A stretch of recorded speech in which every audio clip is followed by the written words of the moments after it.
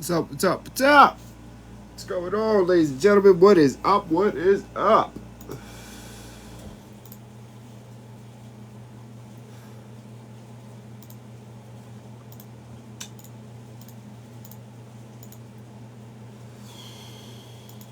What's going on?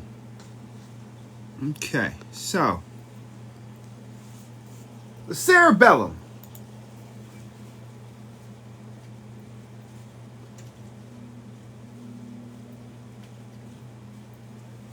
What is the purpose of the cerebellum?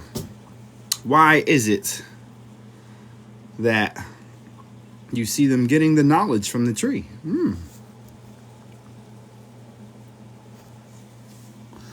So what does your cerebellum control? Your cerebellum controls muscle movement, right? It's muscle control, balance, and things like that. Okay, that's what the cerebellum controls. Okay. And so you see him going in here to what? Align himself. You understand? No, the third eye does not reside in the cerebellum. The third eye is what people know as the pineal gland. This little tiny little piece right here. Here's a little tiny guy right there. Okay. Okay. The cerebellum is what gives you balance. They balance out your life, right? So when they go in, they're getting balanced, right? You see how he's receiving, right? See how the balance, right? The chest, the adrenal glands in the face, right?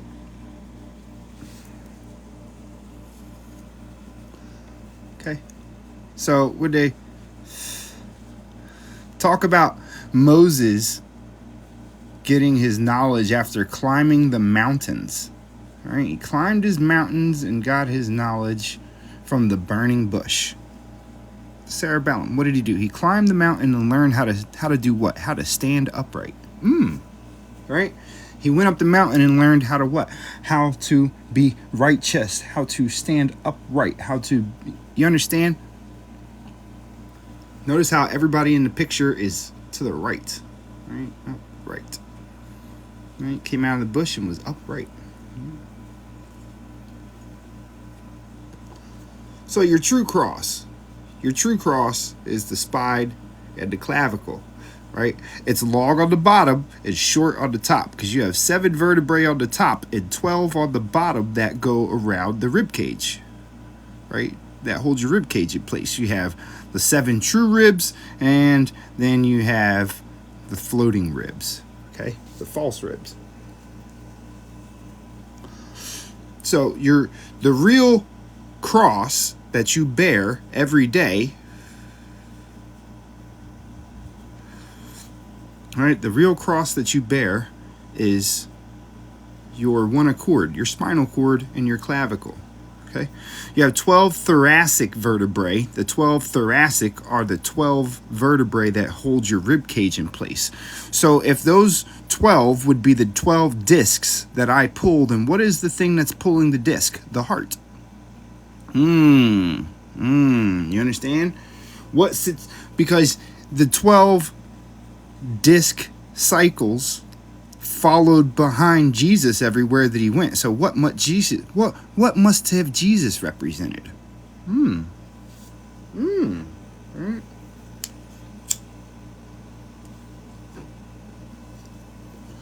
Right? Wasn't Jesus the physical representation of what? Righteousness? The right chest? See, it's not what you say, it's what you're saying when you say it.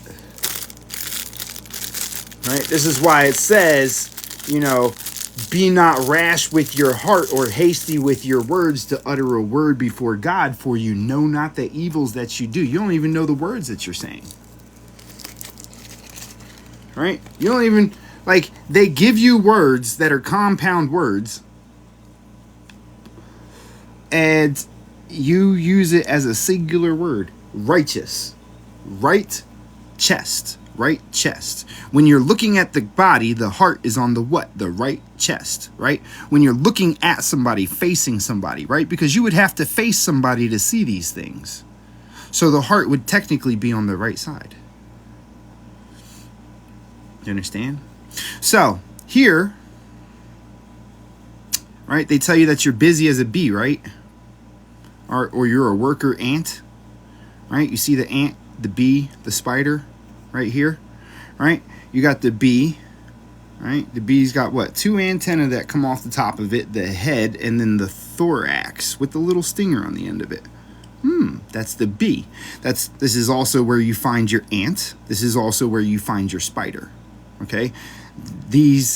All these different things represent this. Even, no, not the octopus. The octopus doesn't represent this. The octopus is the representation of the heart usually, right? So this would be your bee, your ant, your butterfly, your spider, right here, the thorax. This is also the sword, right?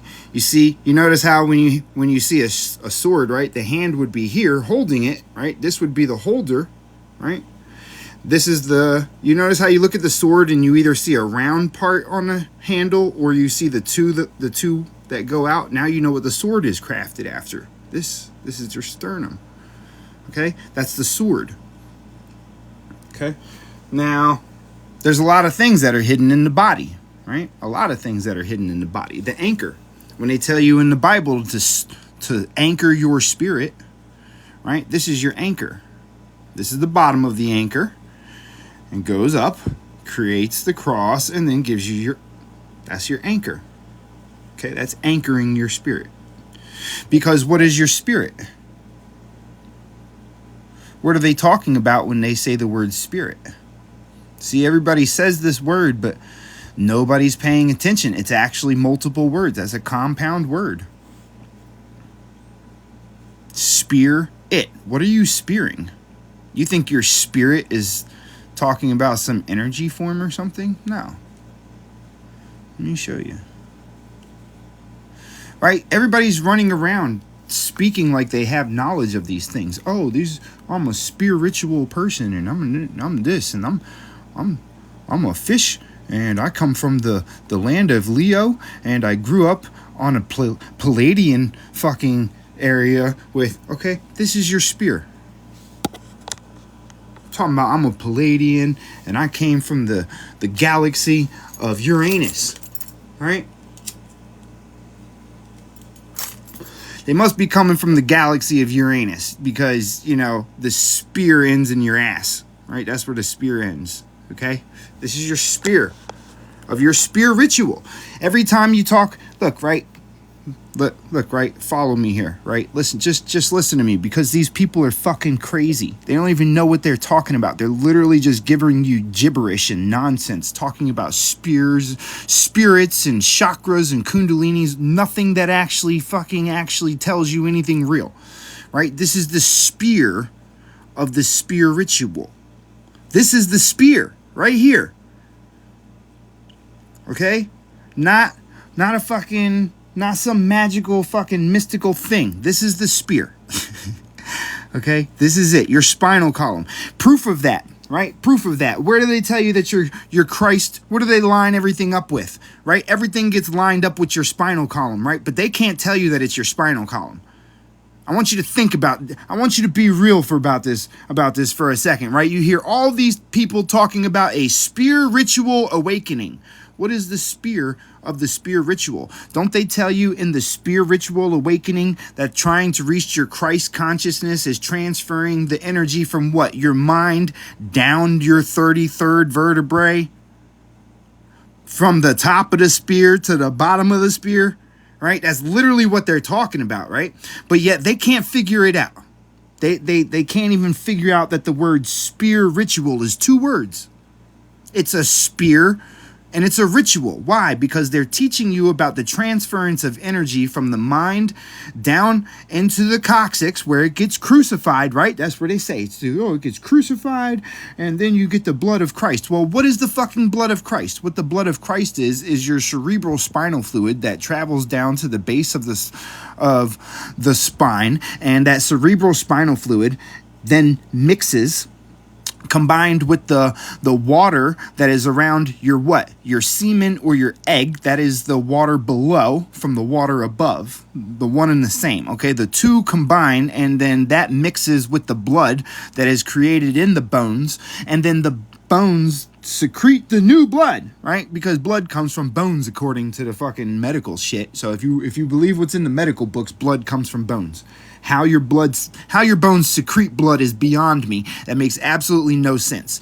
But if you read ancient texts, what you'll find is that the renewed blood is actually created down here. That was your christening. That was your Christ. That's your new blood of Christ. That's your renewal, the thing that cleanses you of all of your sins. That happens down here in this region. Okay, and it's a 3-day process. It takes 1 to get down, 1 to mix, and then 1 to return. Okay, during that 3-day process, which is lined up lunar, which is lined up off of the lunar calendar, by the way. Okay, that's rule number 1, is it has to be on the lunar calendar. Okay, not the fucking current one that you got. Okay. So all these people try to tell you about your spear ritual don't have a fucking clue what they're talking about, because it happens every 28 days, and I can show you the instructions.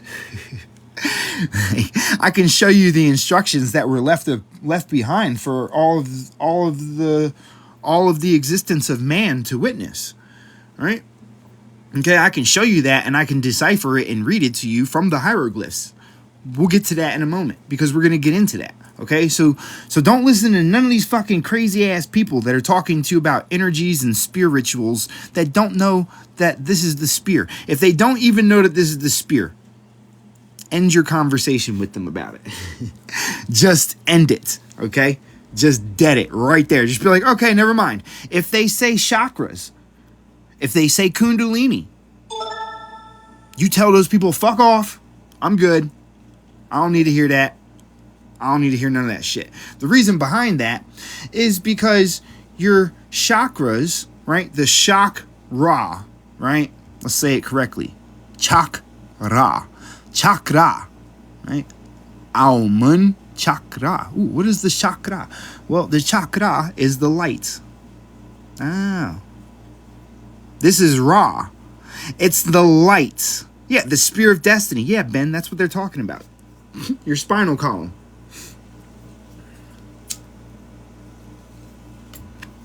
Okay, this is your chakra. Okay, this is Ra right here. The light, the energy. Okay, this is when the light is transferring into your brain for you to receive the image, and this is also basically what happens whenever you have a thought. When you're having a thought, your brain fucking lights up like a light bulb. That's why they show you the light bulb above the brain whenever you're thinking. That's why they reference your brain to a thunderstorm, because there's lightning that passes through your, okay? It's literal lightning. Okay, it's like lightning striking whenever you have a thought. Okay, it's just a flash, flash, flash, flash, flash, flash, flash, flash. Okay, so Ra is not the sun that's external. Okay, Ra is not the sun that is outside of the body. Ra represents the energy within the body. Slug, shut.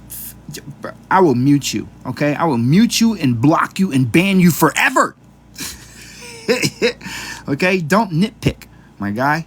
You know exactly what I was saying, just like everybody else. Okay? Everybody else got it. Okay? Don't fucking make me do it, guy. Today's not the... I will, okay? I love you, but I will do it. I will press that button, okay? Don't tempt me, okay? So, Horus, the owl, Horus is an owl, okay? He is not, in fact, a hawk, okay? He's an owl, okay? And the name of the owl that Horus is actually known as the Pharaoh's eagle owl. It's literally named the Pharaoh's eagle owl, okay? He is the owl. Notice how the owl is the one that has the exact markings, of this. Right around the eyes, okay? He's the owl. Why is he the owl? Because he's nocturnal. Okay, he's nocturnal, and everything that's taking place right now is taking place inside of your body. Okay, what he represents is your basal ganglia and your thalamus. Okay, this is the thalamus. Pew pew, right there. Okay, that's your basal ganglia right here. Okay.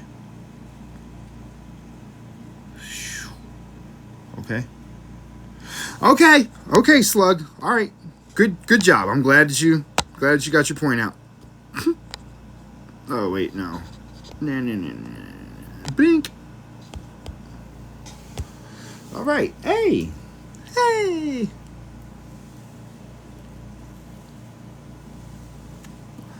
Oh, he was teaching you? Well, then he definitely needed to be muted, okay? Because don't fucking listen to that guy, because he don't know what he's talking about. That's why he got muted and booted. Okay, you're asking the wrong person questions, okay? Don't ask that random fuck. Okay? You don't know what kind of information this guy has. Okay? You don't know where he's getting his information from. I know that there's a whole entire chat full of people that have been in my lives that'll tell you that nobody's going to give you this kind of information but me. The only person outside of me that's going to give you this information is my brother Frank. Okay? Those are the two sources. Okay? So, no, he had to fucking scoot and boot. Okay? Scoot and boot. Why me? Because I'm the only one that has the legal permission to show you this. Because I represent this. I represent my ancestors. I have been given permission by my ancestors and by the people that represent them. And I have legal permission. This is all copywritten material. I am the only one outside of my brother Frank that actually founded all of this that has the ability to teach you this information. Besides my brother Frank, who created this school for this information.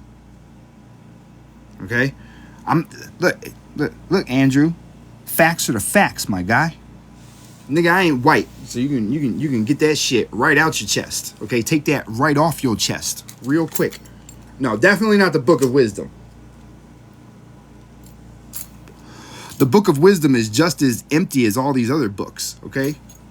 Oh, the school is only $360. $360. And trust me, you're going to get more than a college. You're going to get more information out of this than you will by taking a college course in anything, because everything is covered in it. Because everything comes from this. So once you understand these things, you then begin to see the source of everything, which makes it so that you can understand things that even people today still don't get.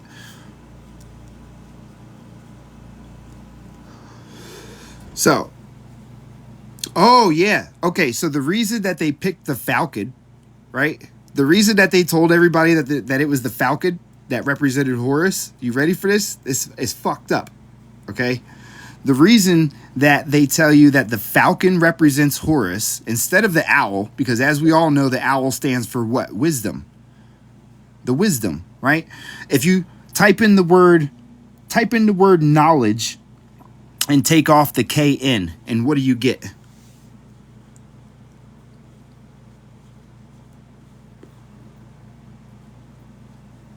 Shut up. You don't even know what you're talking about. Stop talking about fairy tales, my guy.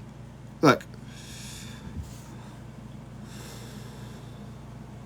Actually, unfortunately, Billy Carson is one of the ops. And Jordan Maxwell, although I do love him, he's one of the people that I followed for a very long time. You know, he did a great job of digging into things, but there's just things that you can't know unless you come from the people. And that's just a fact, okay? So don't be like, oh, you got a big head and oh, you're being fucking egotistic. No, I understand this because my ancestors are the ones that created this, and so the information's only been passed on to in hidden not hidden, but like, you know, it's been very well protected. We'll say it like that, okay? Who are my ancestors?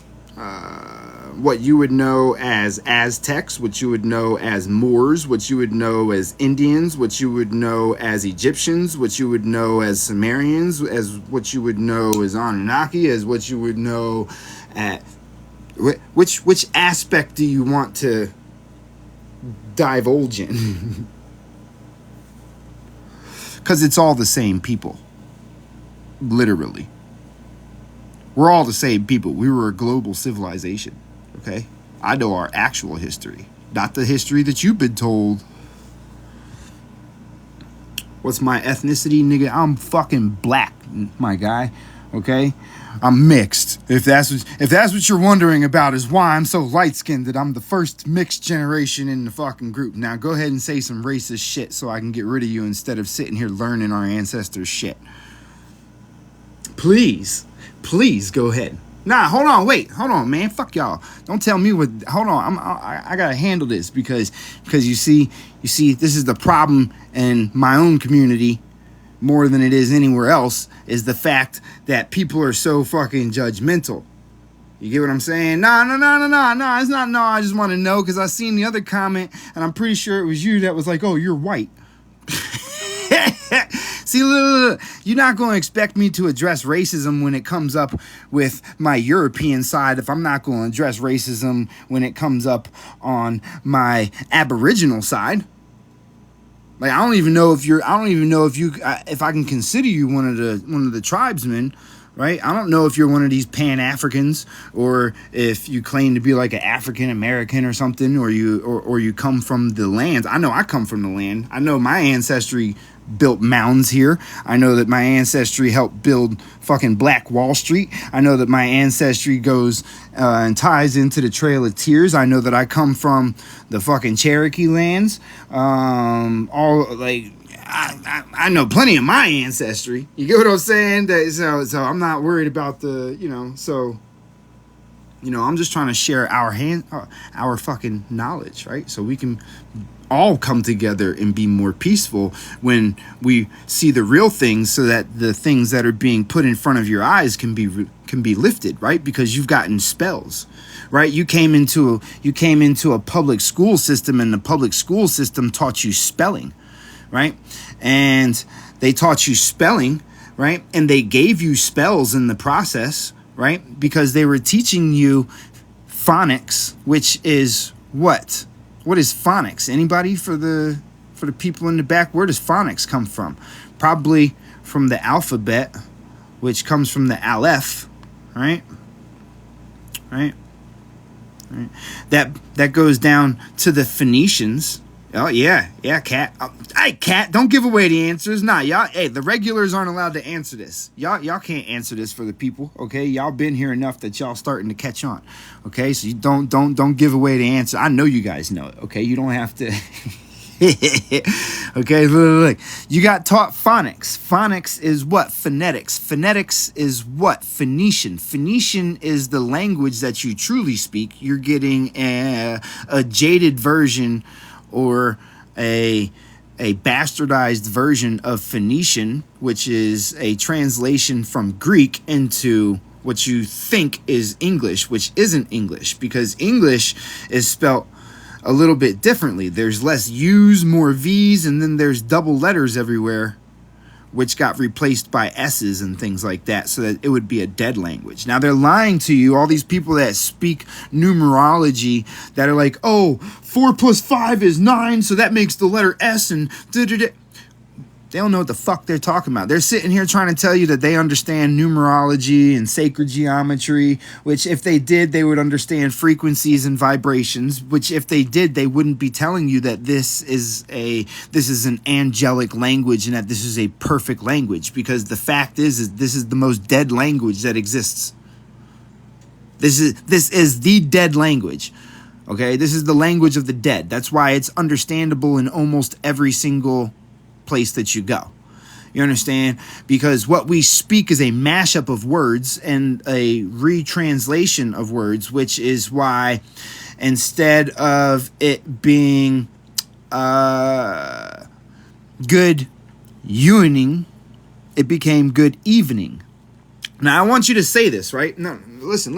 I'm trying to teach you about frequencies and vibrations for a second, right? Because everything, the word, right? The words that come out of your mouth induce frequencies, right? Now, if you say the word evening, you're going to feel the vibration evening. You'll feel it. You should feel it in the bridge of your mouth, like on the roof of your mouth and towards the back of your mouth. You'll feel a vibration, right? And if you have your wisdom teeth, it'll actually send that vibration directly to your pineal gland, which is why they've removed most of your wisdom teeth. Okay? So now I want you to say this. I want you to say evening. You have to emphasize it. It's supposed to be emphasized. Evening. Evening. Okay? It's the evening. Now, say that versus evening. Notice how when you say evening, which, by the way, there was no need for them to put the V there. There is already other days that have the letter V, regular.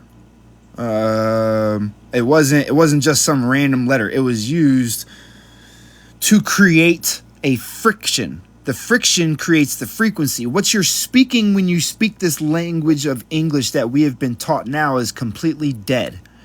If you notice, it's flat.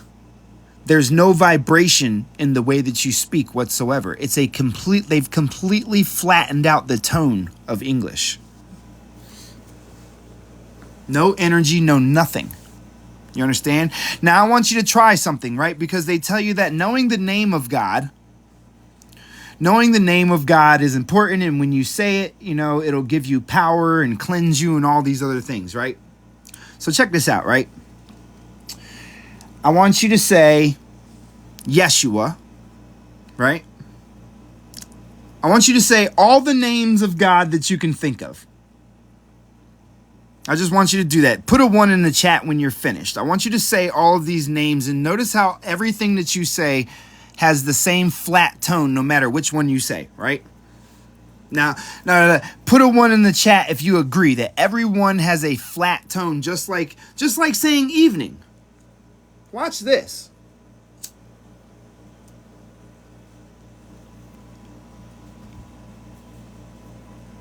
Okay, right? So peep game, right? Now they tell you that the name of God is written within you, right? Jehovah does not vibrate. I'm saying it right now, Jehovah. It does not vibrate at all. Don't fucking lie, guy. Don't lie just because that's the name that you like. Okay? Don't lie about the shit. Don't be that guy. Now check this out, right? Well, one, you're not supposed to say Amun-Ra or Amun-Re. Okay? You're saying it incorrectly, probably, because if you say that correctly, right? Because they tell you that the name of God is written within you, and if you say this word, it will give you power and blah, blah, blah, blah, blah. Right? So this is Amun, right? Also, the ram-headed God, okay? The ram, okay? Now, this is Amun, right? Now, Amun is how you pronounce it in English. But that's because they're changing the spelling of it, right? The correct way to say it is Aumun.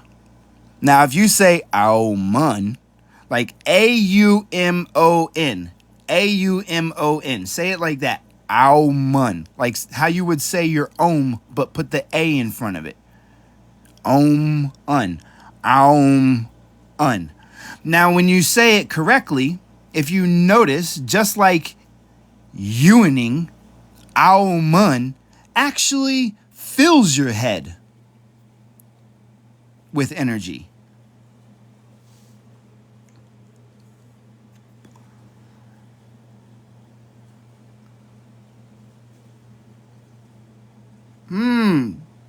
Try it again. Just try it a couple of times and you're going to get this overwhelming tingling sensation in your entire body. Just say it nice and slow a few times and you should get a tingle to the point to where you get goosebumps.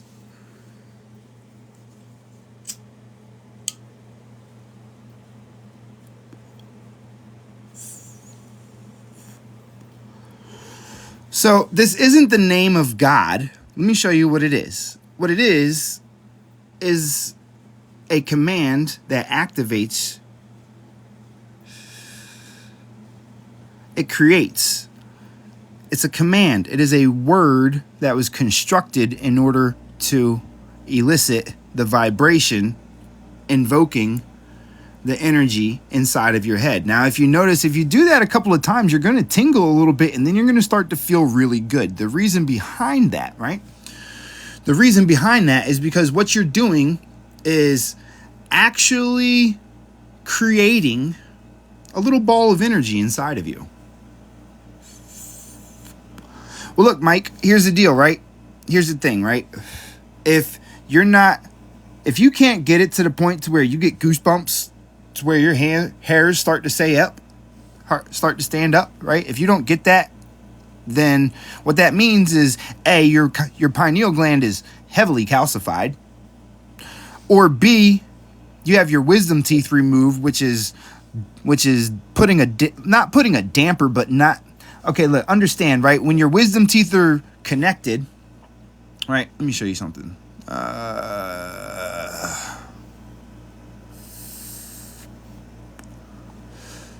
right, hold on a second.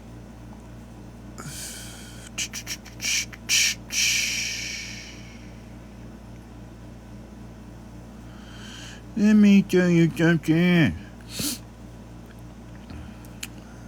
Where is the camel? Where is the camel? The camel's home. Ah, here we go. So, thing about your wisdom teeth, right, is your wisdom teeth, when they grow in, they actually wrap almost completely. Almost all of them do this. Okay? And so when they do this, what it does is creates a physical connection to your nerves. Okay? Now the nerves that the wisdom teeth are tied to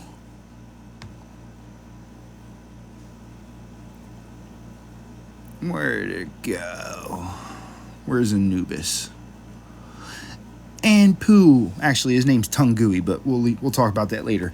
So, the nerves that your wisdom teeth are tied to is actually your pineal gland. Okay? The nerves that are in your teeth actually go to all of your organs, right? Which is why you can use the teeth that are bad in certain areas will tell you which organs are actually bad. Okay? Yeah, they're called wisdom teeth because they vibrate the fucking fuck out of your pineal gland. Well, look, here's the deal. You're not beat. No, you're not beat if your wisdom teeth are gone. That just means that you don't have as strong of a connection. Like your nerves are still like all that shit is still there and it's still connected and it still gets vibrations, but it just gets minimal. You know? Like that's like you get what I'm saying? So basically, like, you can go and get fucking dentures and have them fucking, like real talk, like, you can literally have them go and fucking put other teeth in there if you really want to. Like, it's not that big of a deal. They'll do it. Like, I don't know if you're that serious about it, but, you know, I just showed you a way to activate it without having to worry about that, right? If you decalcify, if you didn't feel anything when you said Aomun the correct way, like if you say it, Aum, un, Aumun, Aumun. I know you can hear that. I know you can hear that in your fucking phone. Like, so don't tell me that. Like, even if you hold your phone and I say that, you're gonna feel the vibration in your fucking phone because it's replaying it. You understand? Like, so I know that I know that you can feel that shit in your head when you do it. Like, there's no way you can't. And if you can't, then it's either A, because your pineal gland's decalcified, or B, it's because it's decalcified. I mean, it's calcified and you have your teeth pulled, or it's calcified and you have your teeth. Like, either way, your shit's got to be fucking rock solid right now if you can't feel that vibration. Okay, the whole point of that, yeah, it's almost like saying almond. Oh, almost. But without the L, you got to take the L out of it because that changes the frequency of it. Okay.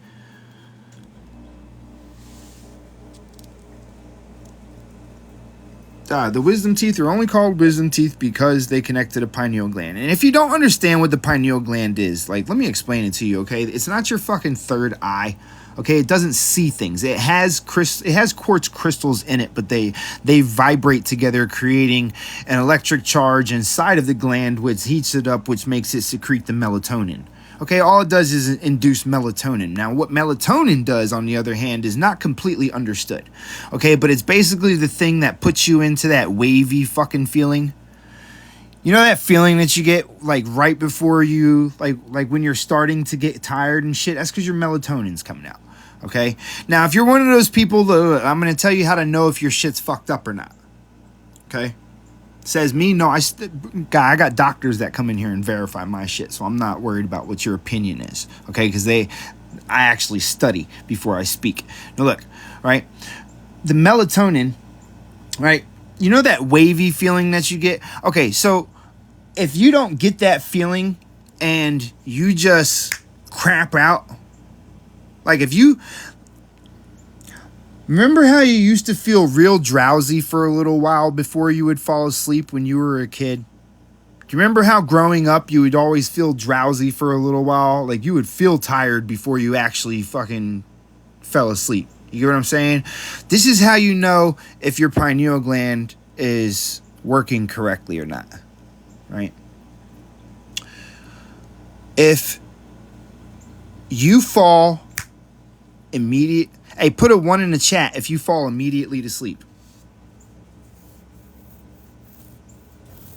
Oh, yeah, you got to stop listening to mainstream music. Just listen to instrumentals.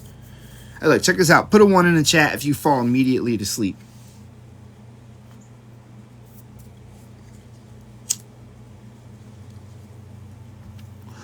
Now, put a 2 in the chat if you take, like, if you're tired like hours before you fall asleep and you just get into that relaxed state and you just kind of chill in that relaxed state before you fall asleep. What's wrong with mainstream music? We'll discuss that later.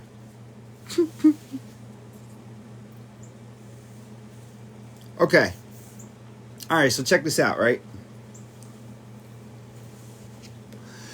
The people that are number ones, your shit is fucked off. You need to go and decalcify your pineal gland. Okay? And you need to change what you're eating. Okay? The people that said number 2, your shit's not really that bad. Like, you're probably good. Like, you just need to learn how to fucking operate that shit. Okay? Because if it should take you should be in that wavy feeling for like a good hour before you're even... Like, you should feel like you're relaxed, not just drop. If you're just dropping, what that means is that your body isn't receiving the amount of electric charge or whatever the energy is that's inside us. Whatever you want to fucking call it. The ether, the electricity, however you want to word the verbiage. I don't give a fuck, okay? It's not the point. Don't skip the point. The point is that the frequency that is being created that is supposed to travel through your body is not making it back to... Okay, the whole story in the Bible is about how it leaves the land and comes back to the land. But the real word is gland. It's leaving the gland from the mind. It's leaving the fucking basal ganglia. Okay? That's when this character comes into play. This guy right here. Okay, this guy is the carrier. Okay, that's why you always see him leading people around. Horus, the owl, the wisdom, because they're being led by the wisdom. Why? Because he represents the direction of... Okay, look. Think about it like this, right? Your mind sends signals to everything inside of your body and tells it what to do. He would be the representation of the thing that carries that signal through the body. So he's the vibration itself. You understand? So he carries the messages. Okay? Jesus is better the birds of the heavens and the beasts of the field. Who has more knowledge of man than the birds of the heavens and the beasts of the field? Not Jesus, the birds of the heavens, according to your scriptures. So please don't speak to me on this character that you know nothing about, because the character is based off of this character and several other characters. Okay, so I'm not trying to fucking get into that with you, because this is the first one that had a resurrection right here. And the reason was because it wasn't that he was resurrected necessarily. See, you would have to understand what these actually mean. They're not gods, okay? Isis is the representation of development onto Genesis. That's why the first chapter of the Bible is Genesis, the gene of Isis. The development of the individual organism out of the darkness becomes light. She represents... What Isis represents is evolution onto Genesis, also known as ontogeny, which is the splitting of the cell. So everything that has any type of biology to it at all whatsoever is created by Isis. This is why she is also said to be the mother of man and why it was birthed in her womb, because she is the one when the cell gets hit, okay? This is literally, this is your science. This is your biology, okay? This is legitimate, okay? This is straight out of your fucking medical books. You go look this up, okay? So, Isis, that's why she represents so many different things. That's why you find her so prominent through everything, is because she represents the development, the growth, the maturity, the evolution, okay? That's what she represents. Truly, that's what she actually represents, okay? So Isis is married to Osiris. Osiris represents the heart and the connections that it makes to the mind, okay? The heart, which is why he gets split into 14 pieces.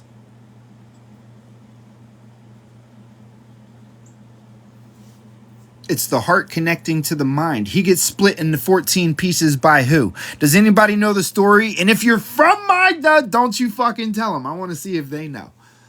Does anybody know the story? Yes, he's green. He represents the earth. He's the underworld. Okay, right? Set. Right? I keep seeing it. Set. Okay, right? So, what's the deal with Set? Why would Osiris, the heart, be split by Set? What does Set represent? Set represents the medulla, the pons. That's him right there.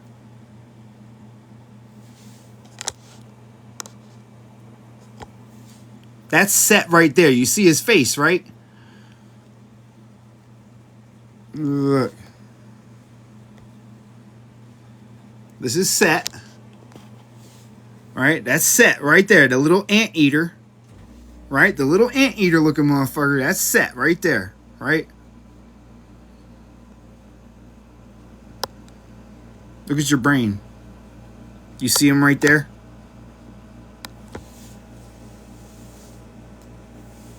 How does the medulla split the heart? What does the heart have to pass to get to the brain? You see, Osiris carries, look, right? Osiris carries what? The two staffs, right? The one is the aortic arch, and the other one is the 3 valves that come out and connect to the brain, right? Hold on, look. Let me show you. I want to show you real quick. Where's that picture at?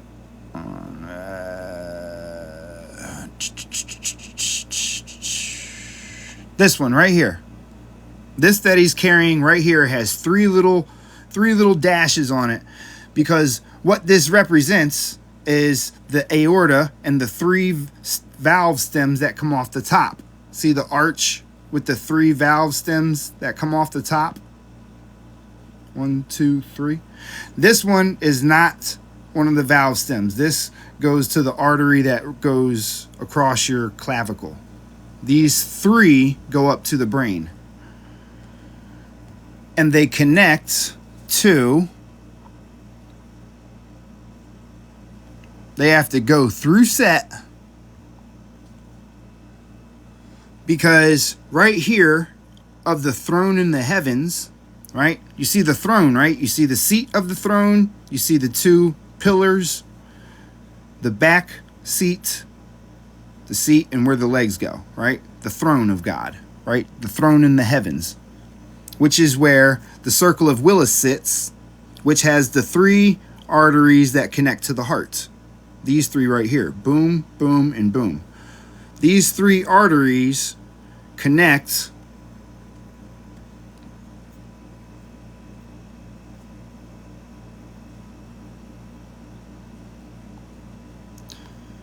to the 3 that come off the aorta.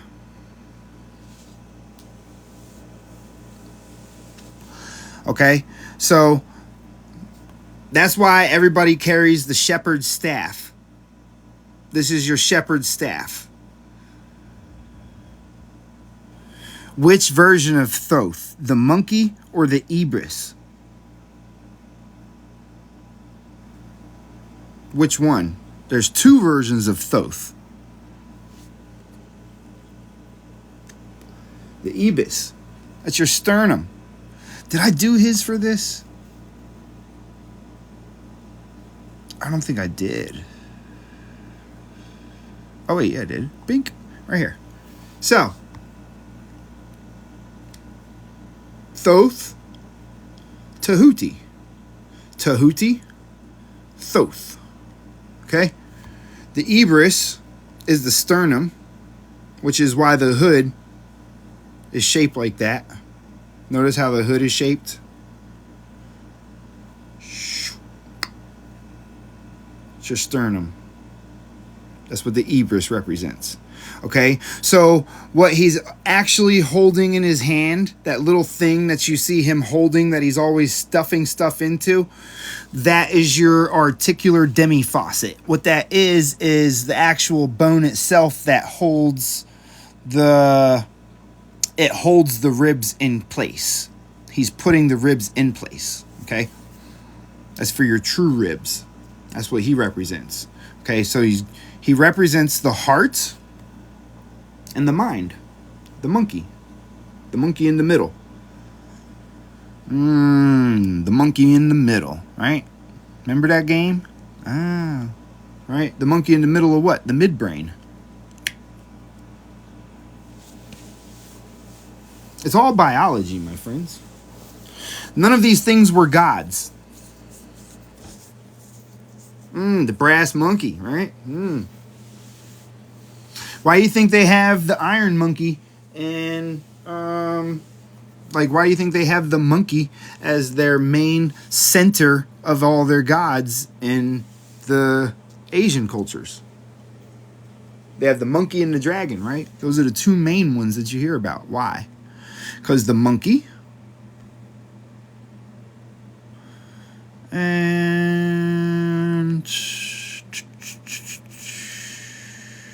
I should have did one on the dragons.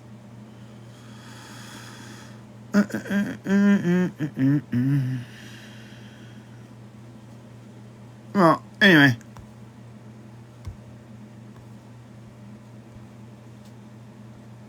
Your spinal column is your dragon.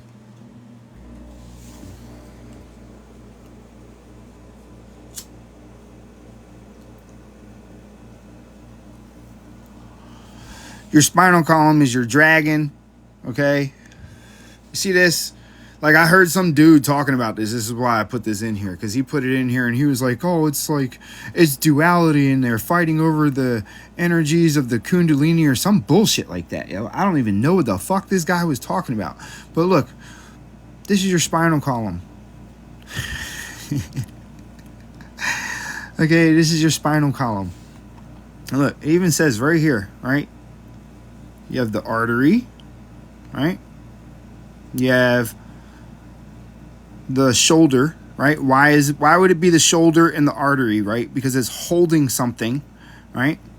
Okay, it's holding something that's passing or ascending, right? And you have the open eye with nothing in it. So it's either the spirit or a mouth, right? It either represents the spirit, right? Not like okay, this would be the soul, I guess. Okay, we're not going to say spirit. We have to get I have to get out of the habit of using that word. Okay, because we know what we know what they're talking about when they say spirit now, and it has nothing to do with anything except for what? Your spinal column. So we're calling it the fucking spine. Okay, it is. Just visualize that when you're talking about spiritual anything. If they don't know that, just teach them or just be done with the conversation. Okay, so look, you've got the brain connecting to something, and then you got the waters that are below it, right? So you have its holding, right? So that would be what? The energy, right? Because the open eye, what do eyes do that are open? They see things, right? And it's coming in, right? There's no pupil, so it must be going right through it, right? So what's that passes through it? The light or the energy, right? And so you have, it's holding the energy that's traveling to the mind through the fucking fluids, right? So what do you have in their hands? You have them holding,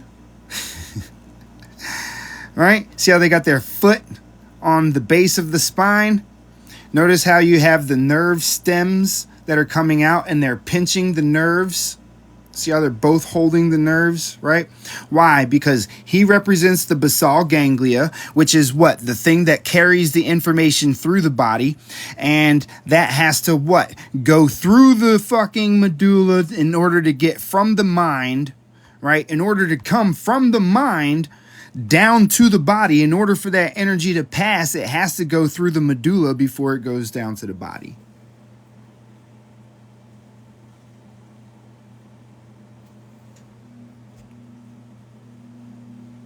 That's all that it's talking about. Literally. Like literally. That's all it's talking about. And the funny thing about that is, right, that's also right here. You understand? That's also what you see here. It's the same sacred knowledge. This is your spinal column, right? You have the bird representing what? Oh, right. Now you see, you're starting to see why I'm teaching you this shit. What I'm teaching you isn't selected to one because they're all the same. You understand? And so once you begin to understand one, you're going to understand all of them. Okay? And once you begin to understand the basics, then you yourself will see it more complex. I'm really teaching you because I'm greedy. The reason that I teach you this is because I'm greedy. I want to know what it is that comes from other eyes. You see, because each one of us has been given a very particular perspective, right? And so my ability to read pictures comes from my artistry, which comes from my ancestry, which is also why I was a mason by trade and why I fucking just felt I had to go and build stuff. Everything in my life has equaled up to the same shit that I come from. You understand?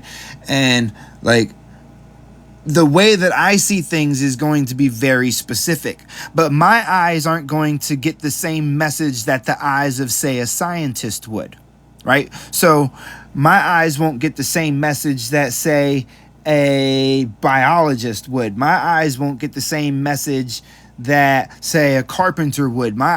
You understand? So I'm teaching you because there's other eyes that also know how to read this, and if you didn't come from this, you wouldn't want to be reminded of how to read this in the first place. That's why you're here. That's why everybody that comes to my channel is because they came from this already. That's why you're so drawn to it. It's in your genetics. Doesn't matter what color you are, because what you'll understand once you understand how things truly work is that you're here from different perspectives, and the information is passed through the blood. The blood activates what's in the DNA that's in the actual... Everybody has the same shit. It's the blood that activates it, which taps into certain ancestry that's locked within the spinal column. The spinal column is where your ancestry is held. Okay? And so what happens is your blood actually activates specific types of things within your system. Okay? So your color now has nothing to do with the body that you were in last time. You're just here to experience things from the perspective that you're at right now. So it's kind of foolish to be racist and shit like that, because literally you've probably been every color and every type of person through your ancestry, and you just don't even realize it, because a lot of it's been hidden from us. Okay? Purposefully, by the way. Okay? And it was necessary. That's the thing. Everybody's all riled up and all pissed off about how everything was hidden, but it was necessary. It was extremely necessary because you needed it, because you've already gone through this growing up knowing this. The difference is now you got to go through the world without knowing this before you got to relearn it, so that you could now go back. Because how would you experience it without knowing this if you didn't come back to a time where it wasn't taught until later on?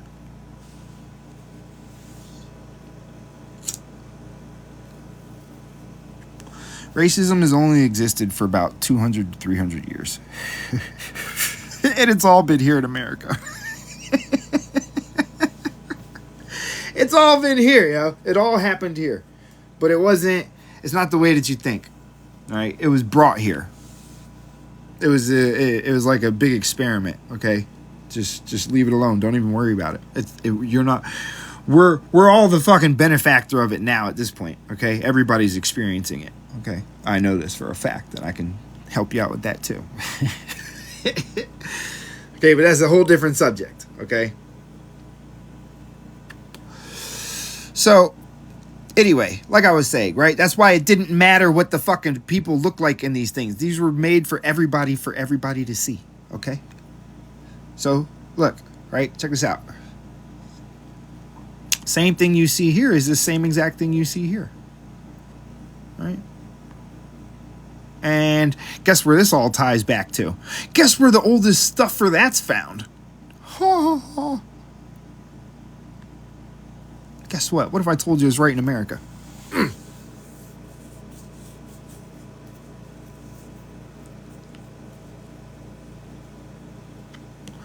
Yup. You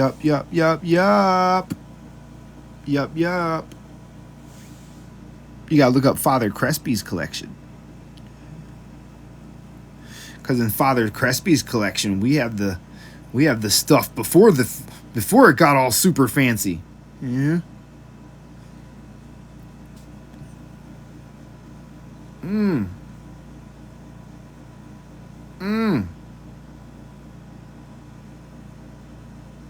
Notice? Isn't this what they show you the Egyptians dressed like? Oh. The only difference is they took the feathers off. Oh, there goes your daggone people. Oh. All right. Mr. Fish Guy himself. What you mean, what do I mean by we? My fucking family built these fucking mounds and all this shit that that motherfucker's crushed over and destroyed and buried. And now I know the geographical locations of them. But yeah, it goes further than that. We got more than that.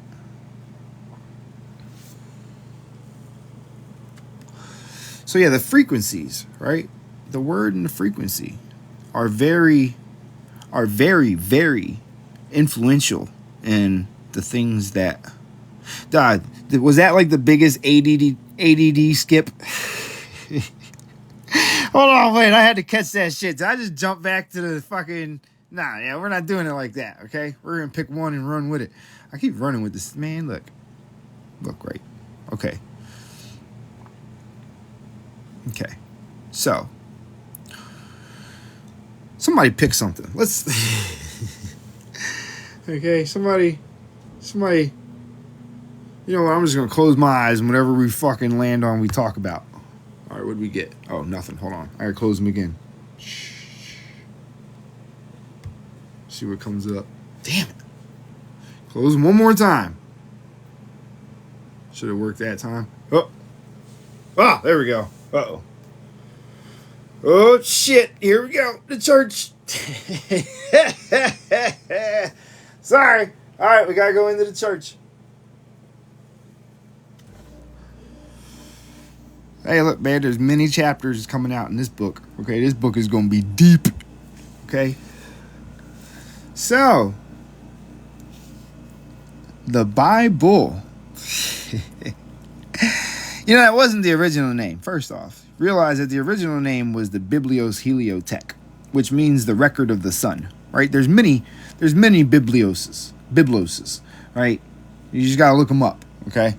The original one was the Biblos Heliotech, which is the record of the sun. Okay, that's what the sun, the S-U-N, which they turned into the S-O-N. Okay. Okay. There's a lot of shit been going on. Okay. Look, right? So, in the Bible, why do they even name it that in the first place? Why would they name it the Bible to begin with? I know what it means. I know exactly what it means. Okay? So look, right? They call it the Bible. Right? Ooh, I think I lost a lot of Christian people on this. Ooh, sorry. Sorry for my Christians and my Catholics, but it's called the Bible for a reason, because you guys worship the Alpha and the Omega.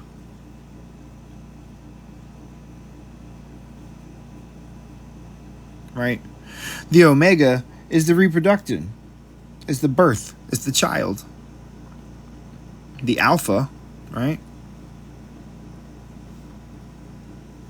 goes back to, once again, back to the phonetics, right? Because it goes from the Alpha to the Alet, which is the Hebrew, and then it goes to the Aleph, which is the Phoenician, right? Now, as you can see,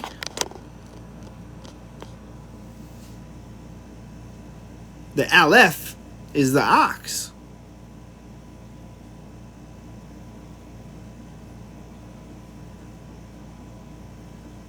No, the Alpha does not mean the beginning. That is incorrect. That is fallacy, my friend. Because the Alpha is the ox. Because the Alpha is the Aleph. It's entomology or some shit. I forget what the fucking word is. But it's studying the growth of the languages, right? If you look through the growth of the languages, the Aleph became the Alet, which became the Alpha, which became the alphabet. Okay?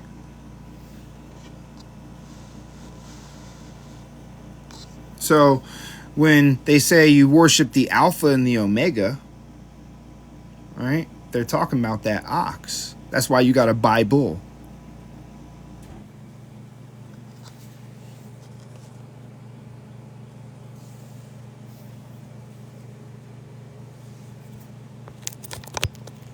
You understand?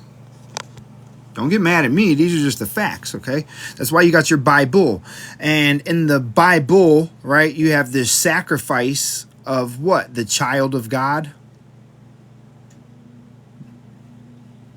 Right? The sacrifice to preserve the village or the mankind, right?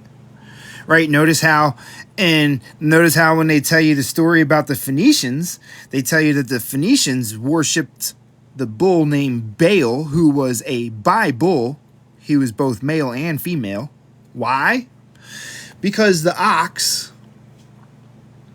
has and always will represent your reproductive organs. Because the horns go both straight up and then sometimes they curl outwards.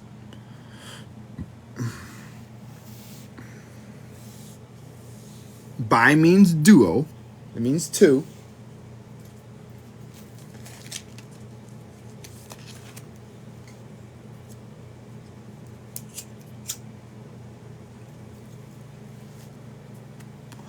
So you got the bi-bull because Baal, right? Because you always hear about the Lord, right? It's the book about the Lord, right? Our Lord and Savior, Jesus Christ, right? Our Lord and Savior, right? Did you look up what that was in Hebrew? A Semitic common noun, Baal, Hebrew, Baal, meant owner or Lord, although it could be used more generally. For example, a Baal was a winged creature, and Baalim of arrows indicated a bundle of arrows. Lord, don't you read a Bible about our Lord and Savior, Jesus Christ? Who answers to what? The God that sits on the holy mount in the heavens, right? Wouldn't that be Hadad? Isn't that, in fact, Moloch that sits on that mountain that has the name of the Father that sits in the seat of the heavens, the creator of all gods? Is it anti-Semitic? I don't think it's anti-Semitic. This is the Bible. What do you mean? How is the Bible anti-Semitic? No, that's not old world Masonic, my friend. That's current day Catholicism, Christianity, Judaism, and Islam.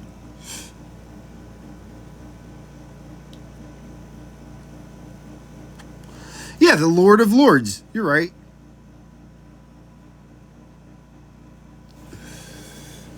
You're right. Didn't you get a book that they say was translated out of Hebrew? Hold on, wait. Don't they tell you that the book was translated? That you don't you have a Greek translation of a Hebrew translation? Right? It's kind of funny how the Hebrews don't have all the same things that you have, but yet they gave you a book.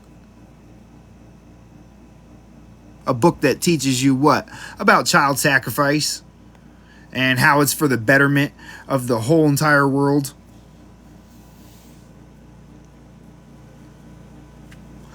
Right? Think about that for a second, right? In the story, right? In these old days, in these old stories, what they tell you about is a child being sacrificed to the bull to what? Bless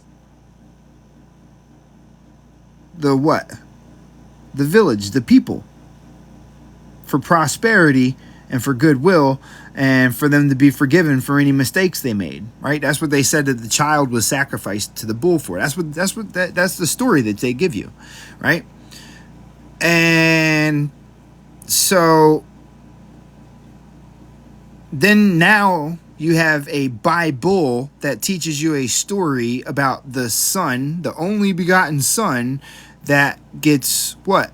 Crucified, sacrificed to absolve the world of its sins. Right? Isn't it the same exact story? Is that not the same exact story? Just, made a little prettier? And doesn't everybody celebrate the sacrifice?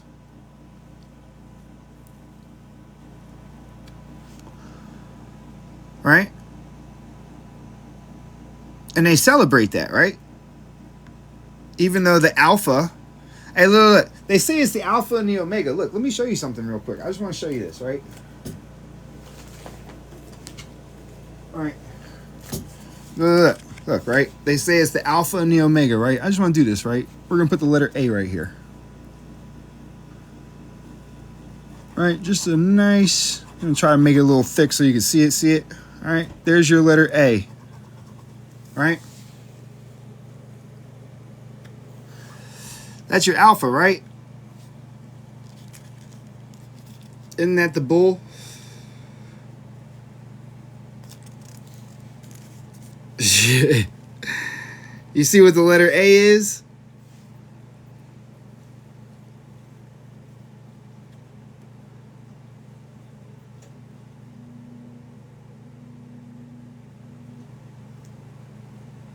Now you understand what the letter A is?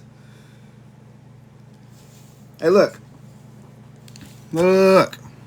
Let me show you something, right? Look, let me show you something, right? They say A is like this, right? That's your lowercase a, right? So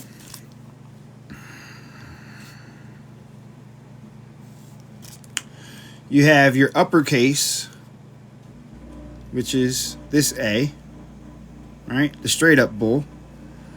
And then you have your lowercase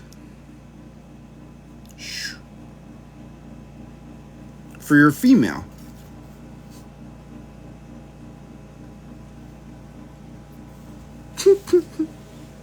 It's not about a man that cheated death.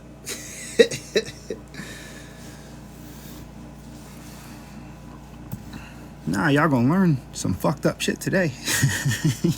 Y'all gonna learn today, man. Hey, look, don't blame me. Look. You got a Greek version of a Hebrew, and that came from a Phoenician.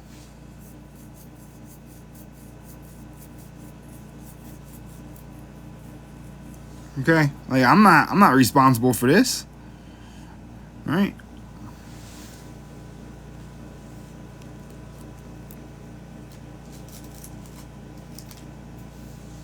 What's the omega? Listen, hold on, wait. Do we have the omega symbol on here?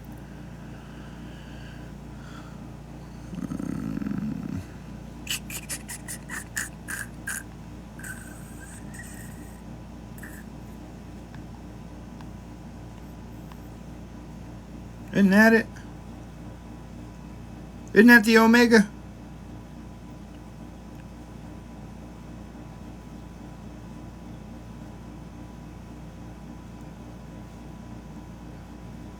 No?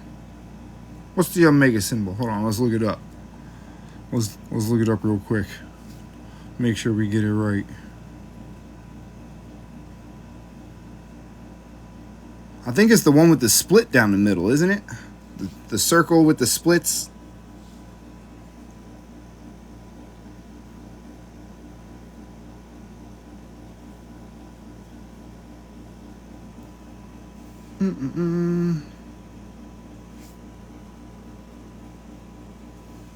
What do you think it is? The male and the female. Alpha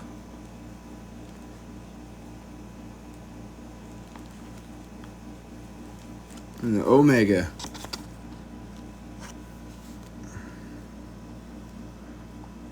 I told you it's the Bible, didn't I? Y'all didn't believe me? You didn't believe me? Y'all celebrate the Alpha and the Omega.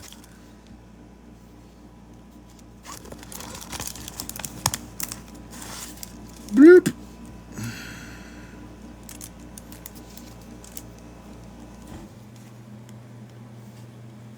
Let's turn the light on real quick so that you can see this. Oh, wait. I got to write it backwards. Hold on. I got to do Omega first. Hold on. Oh, wait. No, we can do it this way.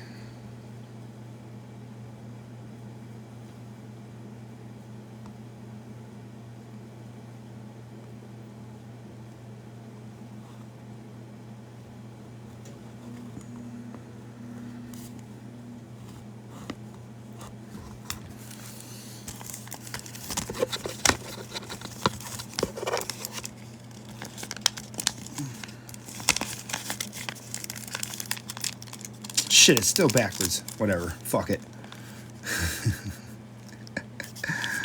All right, no, it's right. It's right. It's right. Look, see?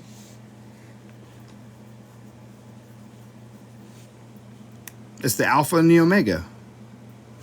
The male and the female.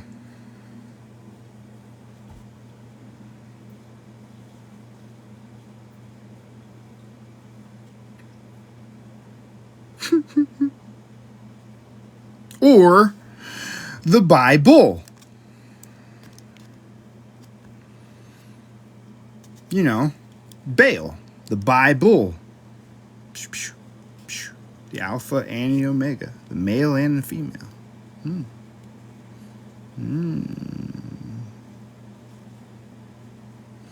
No, because you don't know what it was talking about, the beginning and the end. What is the beginning and the end? That's the Alpha and the Omega. Don't they talk to you about fallen angels? What's the beginning of the end that has both Alpha and Omega? That comes from the Father. It comes from the Father. Right? It comes from the Father. The Alpha and the Omega that create everything. The beginning of the... Right? Because it ends the life of the sperm and creates the man. The beginning and the end. Oh, you thought they were talking about something. Oh, you were confused by that word spiritual, weren't you? They fucked you up with this whole word spirit and spiritual, didn't they? Had you thinking about energies and crazy fucking imaginary creatures and all kinds of shit, huh?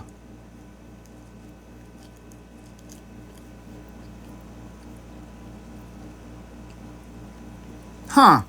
Had you thinking that was a book about mythological creatures and mystery men that did magical things and... Yeah, no, not at all. What do you mean? Explain it then. What's the first thing that happens in childbirth?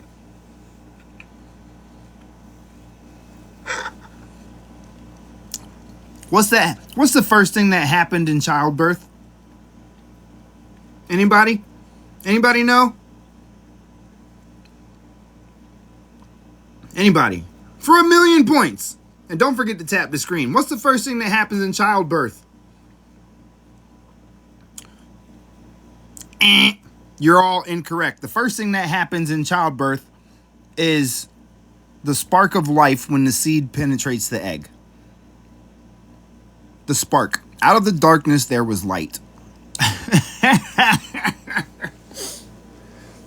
And what would that be? What would that process be once that happens? What is that process that begins? On to Genesis, which is why the first chapter of the Bible is about Genesis, the gene of Isis, which is the evolution and the growth and the creation itself.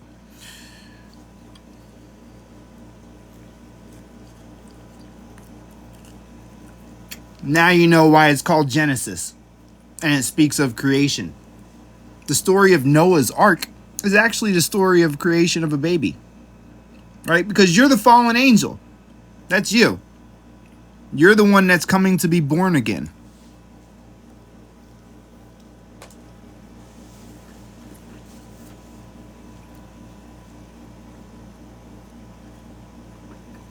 No, I don't watch Sanchez. That dude's fucking crazy.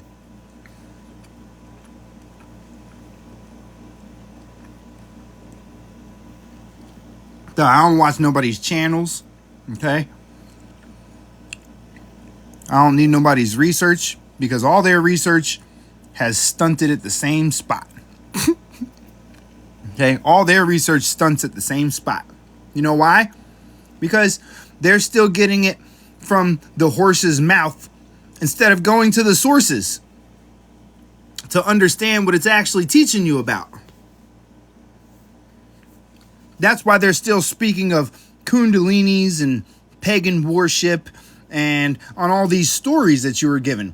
Like, for instance, this story of the Phoenicians that worshipped Baal, right? The story of the Phoenicians that worship Baal is the story of your Christos. That's your Christ, okay?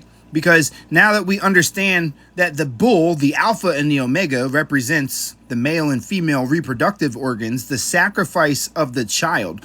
When you're talking about the sacrifice of the child, you have to understand that every 28 days, right? Every 28 days, there is an energy that passes down past the 12, right? Through the heart, from the mind, to your hips, and then it gets crucified where it creates the renewed blood, the brand new crucified erected blood. It's erected, right? The erected heart, the erected blood, the fucking fresh, strong, you get it? Okay, the new seed. That new seed is led by the frequency through the body to purify the body from the heart, the muscles, and the mind, right? So what happens is once the body has been purified, it then passes through, right? Because those arteries go up what? Past your demifaucets, right? Right past the fucking heart into what? The chamber of the mind through your what? Your nerve stems, which connect to your what? What are these? Anybody? The cerebellum. Right? And then you have the frontal, the occipital, the limbic, and the perennial lobes, the 4 lobes of the brain. You have the energy that's flying, right? Through the, right? It's the action of it being applied, right? That's why there's a feather, because feathers represent muscles. Muscle represents what? Action, right? Muscles give you action. Muscles give you strength. Muscles give you what? Movement, right? And action is what? A movement, right? So it's, you understand?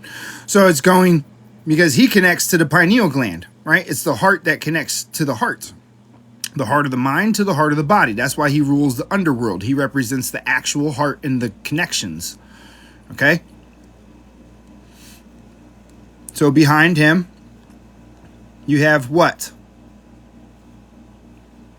Isis.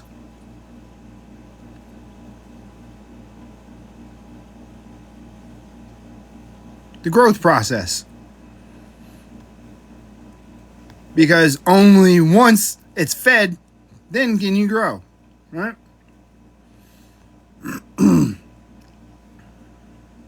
Or the Sarah and the Bella, the cerebellum. or the cerebellum and the amygdala. Depending on which thing that they have going on in here will tell you which one it is, right? Okay.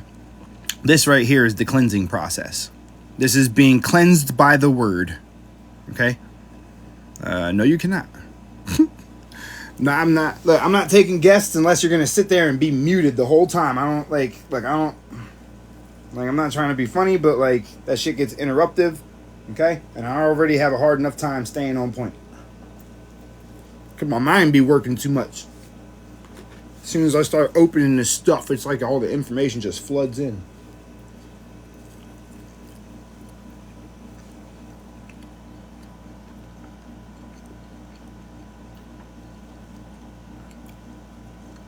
So,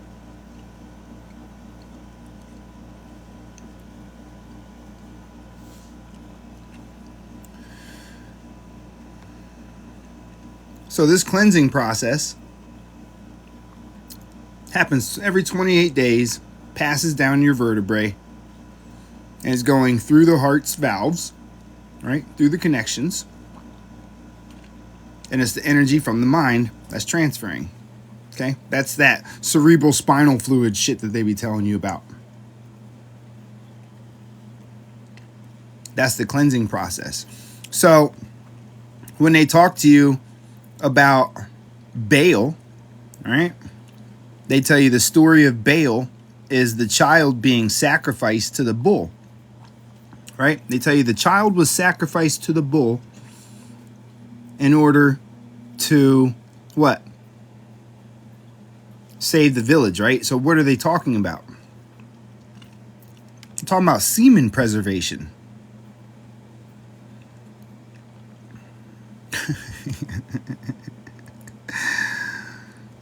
The child that's sacrificed to the bull. Well, what they're talking about is actually the opposite. It's not semen preservation. It's the usage. Okay? It's the act of. Okay? Because look, this is the thing, right? The reason I say it's about preservation is because through the retention of the seed, during the time that the moon is passing through your 3 astrology signs, you will find that that is the time that your body goes through the 3-day process that they tell you is the Christ consciousness. Okay. And so what that is the transference of the energy. Now, most people are what? Sacrificing to the bull during this time. Either that or they're consuming it with gluttony, or they're eating it up through fear. Right? These are the three main factors of why you can't receive this energy. Okay, these 3 things, right? The fear, the food, and the perversion. Okay? So what you got to do during this 3-day process, that's why people fast during this time period, right? You'll fast through this whole thing, and you try to close yourself off. If you can, take off that day. Just take off, stay home, relax, and fucking kick your feet up and chill. Just relax. You need to be as relaxed as possible. No fucked up thoughts, because your negative thoughts induce what?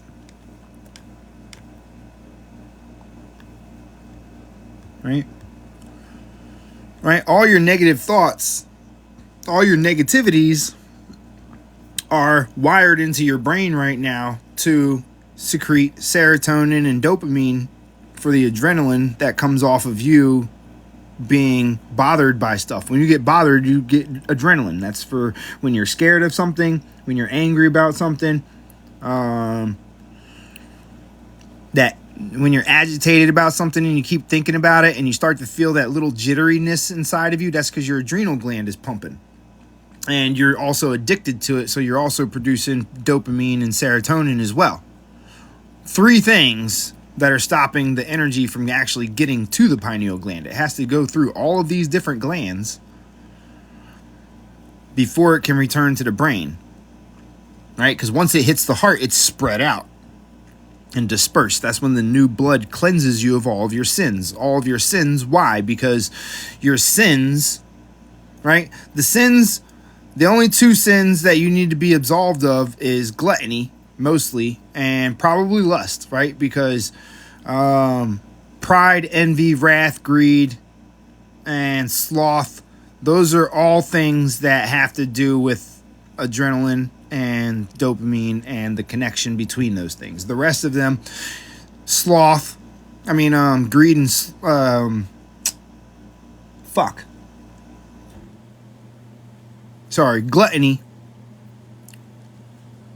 gluttony and sloth both pretty much fall under the same category. And with gluttony, you're inducing the kidney, the stomach, the liver, the pancreas, and the parathyroid, I believe, which is also putting stress on the heart, so your thymus is being overworked, right?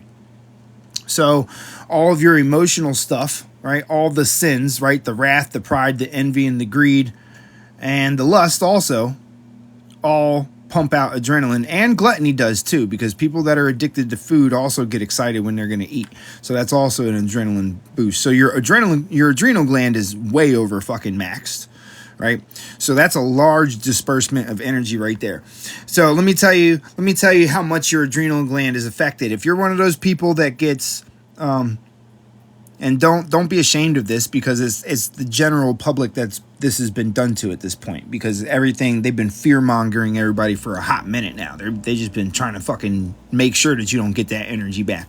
If you're to the point to where your head is buried in your phone, to where you don't want to look up when you're around strangers, and you fear fucking catching eye contact with people and bumping into people on the streets and things like that. Like if you cross the streets, or if you immediately think somebody's going to hurt you when you catch eye contact, which most people do these days. Most people think these things, so most people keep their head down and mind their fucking business these days, right?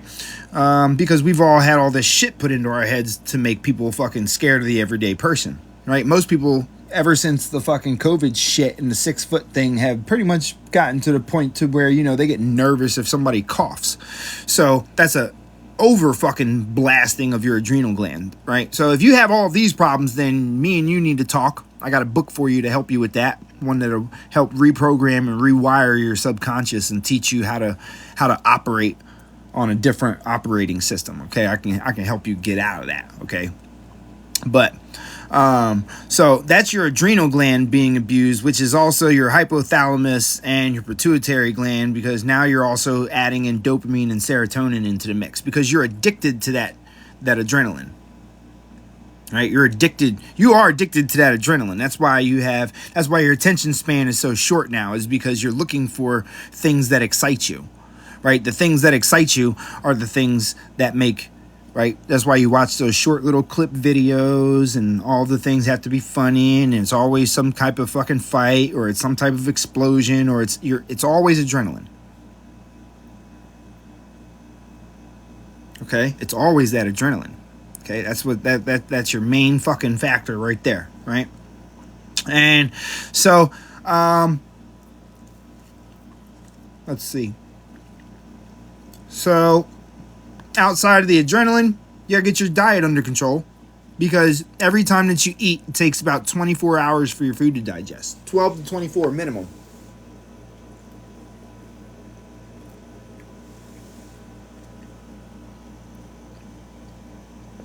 Okay, so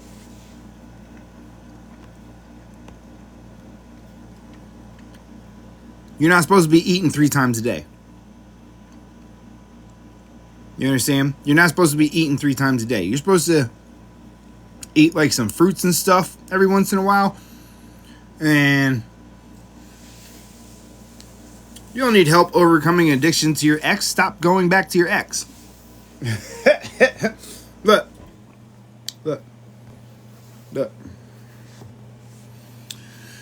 You don't need help with that shit, but you can inbox me if you want to, but you don't need help getting fucking... You just need to stop yourself. It's not that difficult. Like, it's really not. It's a choice. It's literally a choice. Right? But, maybe there's a mistake that you need to learn.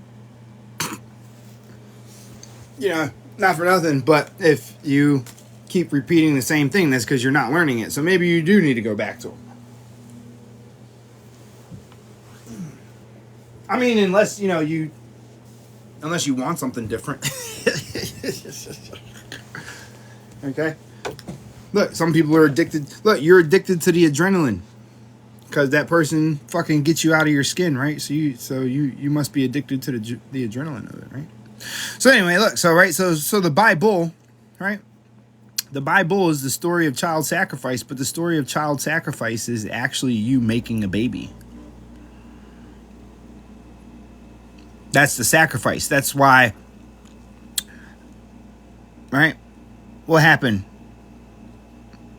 What happened? God cleansed the earth and sent Noah on an ark.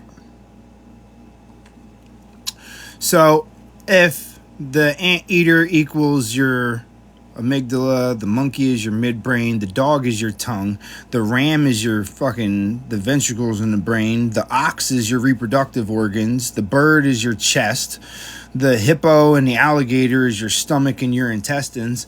And wouldn't this be Noah's ark? Because these are the boats that have the animals on them. And it is, in fact, a ship or a vessel, depending on which verbiage you want to use, right? That had two of every kind of animal. You know, I could show you all kinds of images with all these different animals, right? But if Noah's Ark was a bunch of animals, right? Right? Doesn't that explain the Alpha and the Omega and why he had to bring two of every kind?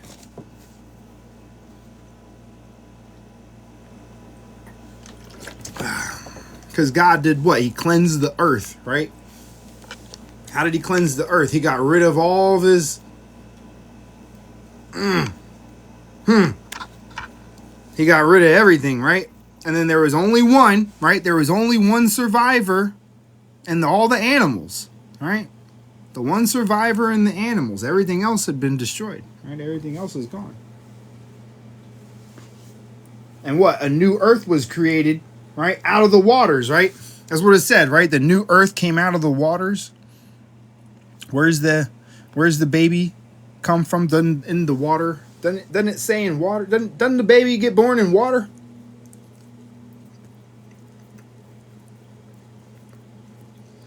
I thought babies sat in a sack of water, if I'm correct, right? Isn't that why it has to burst before they can come out?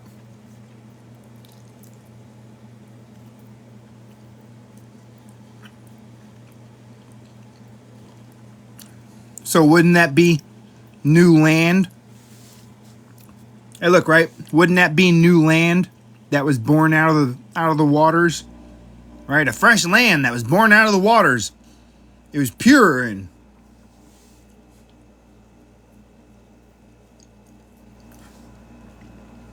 it was a little angel, wasn't it?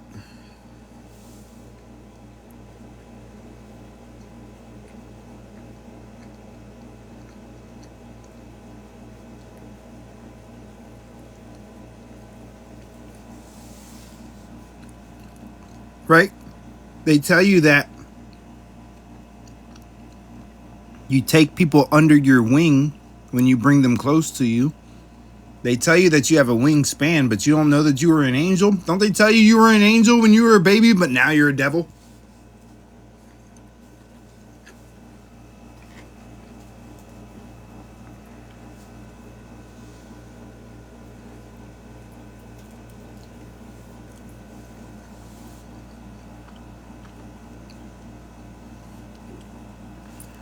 Oh, we were made in his image. Shut up, man. You don't even know what you're talking about. Yeah, you're made in your father's image, literally.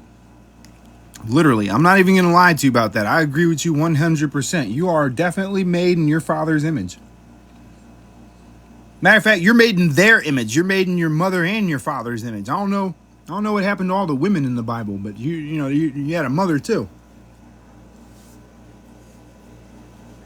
Good one. No, that's what they're talking about. That's the problem, is that's what they're talking about. I just explained to you how Genesis is the story of creation and then childbirth. I just explained it to you, and you don't understand who the Father is? Yeah, that's who Jesus replaced, was the women. That's why it was the Duh. He did replace the woman. See, everybody from the church has a problem with women because they'll all say, oh, it was Lessus or it was Isis. That's not how they fucking said that. Because that's Testament. So that would be Isis. Isis. Or Isis. They don't want to say that, though. They don't want to say that it was Isis. Right?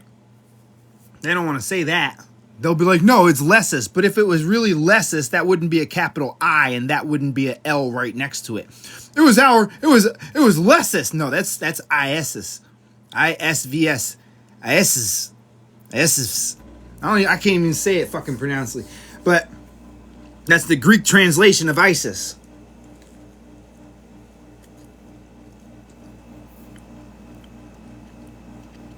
Where am I going? Nowhere. I'm already in heaven. I'm chilling. Bro's cooking nothing except for the fact that literally hold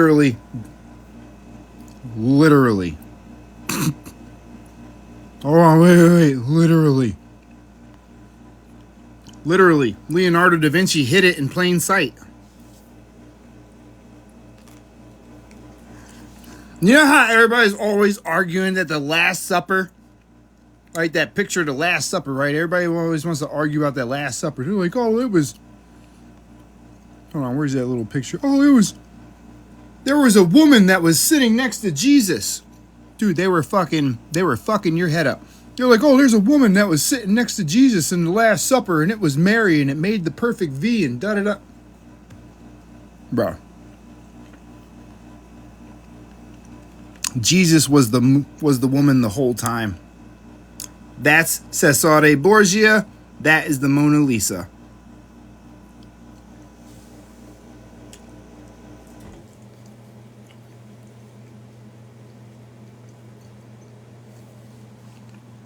Both painted by who? Leonardo da Vinci. So you can fuck off telling me I'm cooking with nothing. Because I know all the shits. I know all the shits. I know all the secrets to all the things that everybody keeps asking questions about.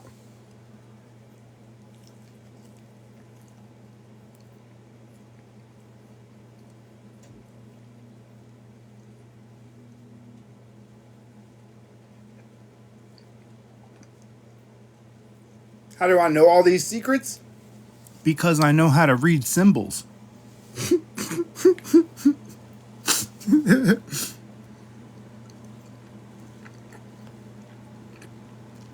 See, Cesare Borgia is the son of Pope Alexander VI.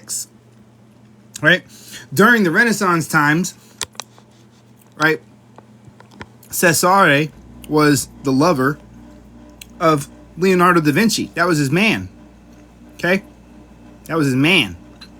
And what had happened was he had died, and so the Pope commissioned a competition between Leonardo and Michelangelo to see who could paint him in the likeness of Jesus in order to become the Jesus from the other world, for the Western world, right? So he won, of course, but he also left the secret of what it used to be.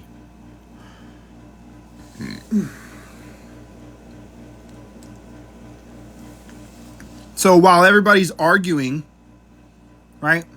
While everybody is arguing that the person sitting next to Jesus was the Virgin Mary, and that was his mother. And the real secret about this is that they create the V, and it creates the veil and the cup, and that the Holy Spirit was really a woman. It's been a woman the whole time. It's been a woman the whole time. That was never Jesus in that picture. It was, forever will be, and always was the fucking Mona Lisa that was painted at the Last Supper. No, it's not Mary Magdalene. It's the Mona Lisa. You know why? Because the woman represents the heart. The man is the mind and the woman is the heart. Who's God to me? None of your motherfucking business. How about that? Don't be asking me questions. I ain't asking you no questions like that. Mind your business. You learn what... I'm going to learn you one. Okay? You going to learn what I'm showing you and that's it. Ask me no questions like that. Trying to start arguments with me. Must be one of them church people. Oh yeah, I need Jesus. Sure. Let me get your... Hey, there's a version of Jesus that I like. It's this version. It's the old version where it was true to what the purpose was, right? If you notice in the old version, right? I want you to notice some symbolism in the old. This is why they took all the pictures out of the Bibles, right? Notice how you got the one arm that goes down, and then you got the one that goes across, right?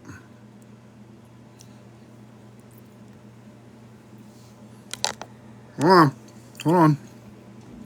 Notice how you got the one arm that goes down and the one arm that goes across. Right? Across, down. Across, down. What do you got next? You got behind that, right? Behind that, you got the one guy that's going up this way and this way, right? You got the one guy leaning to the back, and then the one guy... If you notice, you got three heads back here. They represent these three things right here. And then you got what? See how the one guy got the one arm that goes short up, and then this other guy's got this other arm that's going up.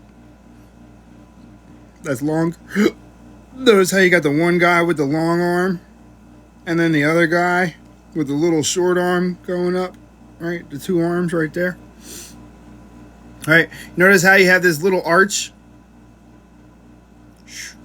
Right, notice how you have the arch right there with the three things popping out the top of it. The three little crosses, right? Notice how you have the arch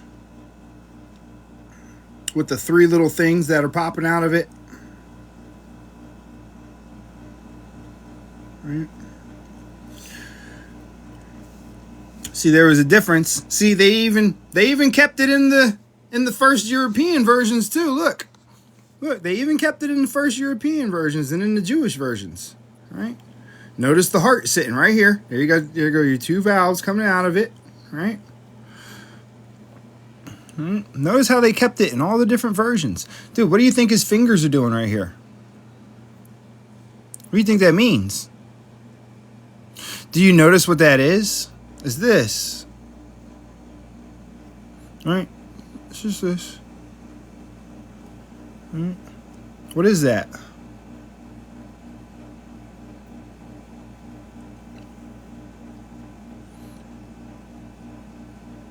See how the heart wraps over and it has two that come out? This is your thumb. Those are the fingers.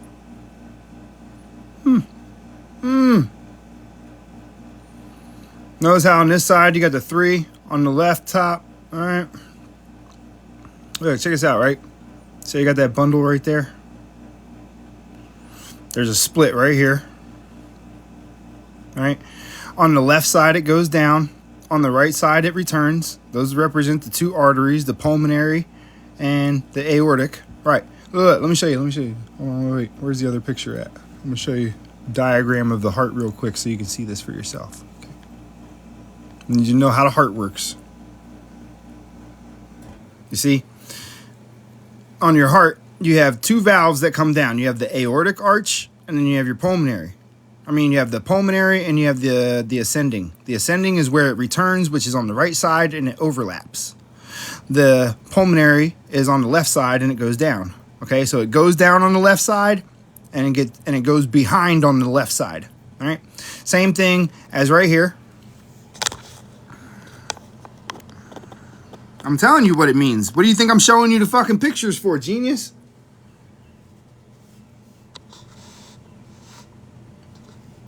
What do you think I'm showing you this for? So you understand what this shit is. This is the heart. Look, it goes down on the left side. That's why he gets stabbed. Right? He gets stabbed, and he's getting stabbed on the what? The back left side. The back side on the left. Just like on the pulmonary, it stays on the back on the left side, and it goes down. Back left side, and it goes down. Right? And then it goes down to your hips, where it mixes and gets cleansed and then returns up the right side. The new blood comes up the right side. Okay? So it goes down on the left side, right? See how it's all angry and dirty over here? See how it's all cleaned up and it's going back up this way? Notice how this side is coming down and this side's going back up and what? Cleansing the heart? Right? Cleansing on the right side, going down on the left side. The dirty stuff goes down on the left and comes back clean on the right.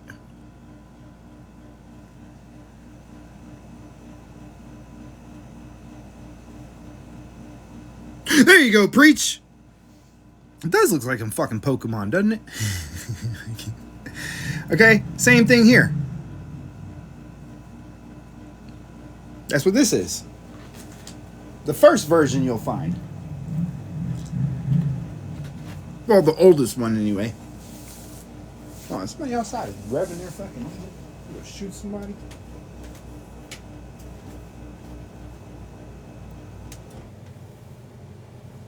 Ah.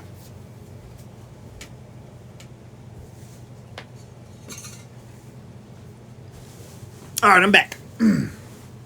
Okay. Oh, shit. Sorry about that. Huh? Nothing. Don't worry about that. I didn't say nothing. You didn't hear none of that. Anyway, look. So, okay, right? So, like, check this out, right?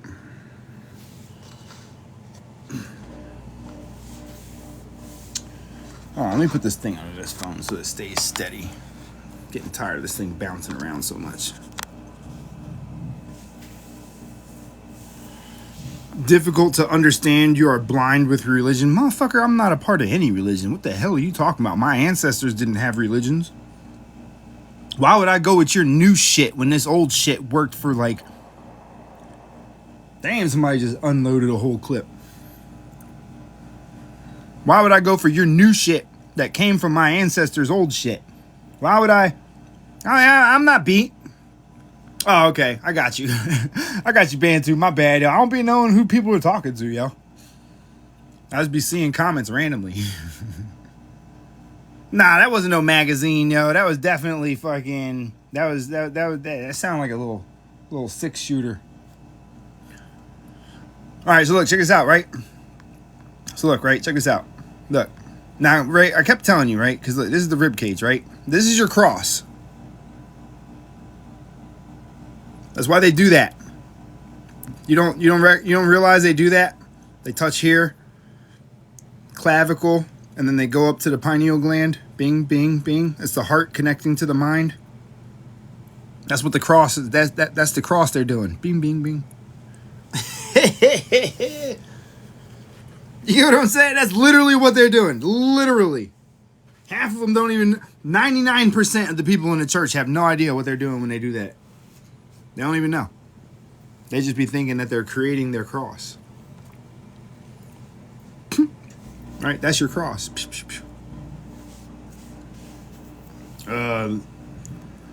This is correct, actually. Genius. All this stuff comes straight out of medical books. So, anyway, if you look, right? On the left and the right side,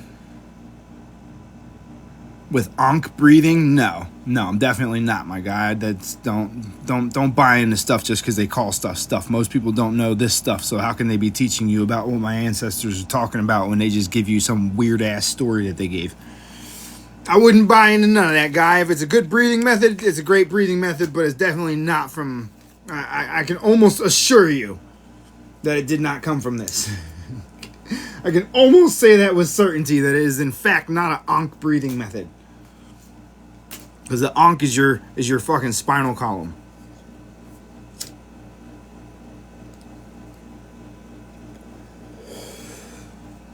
Andrew, everything's not going to be displayed, Andrew, because it's just giving the basics.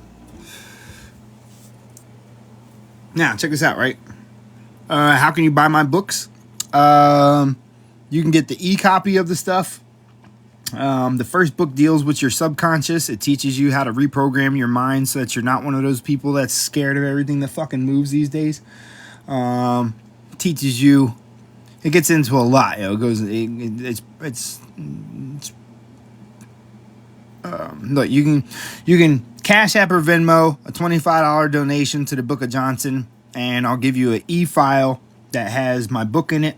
Plus, it has a whole bunch of other occult stuff in it, like a whole bunch of other occult books in it. And if you do that, you'll also get a copy of my new book, which is what you're actually looking at right now, is what I'm in the process of putting together, is my new book.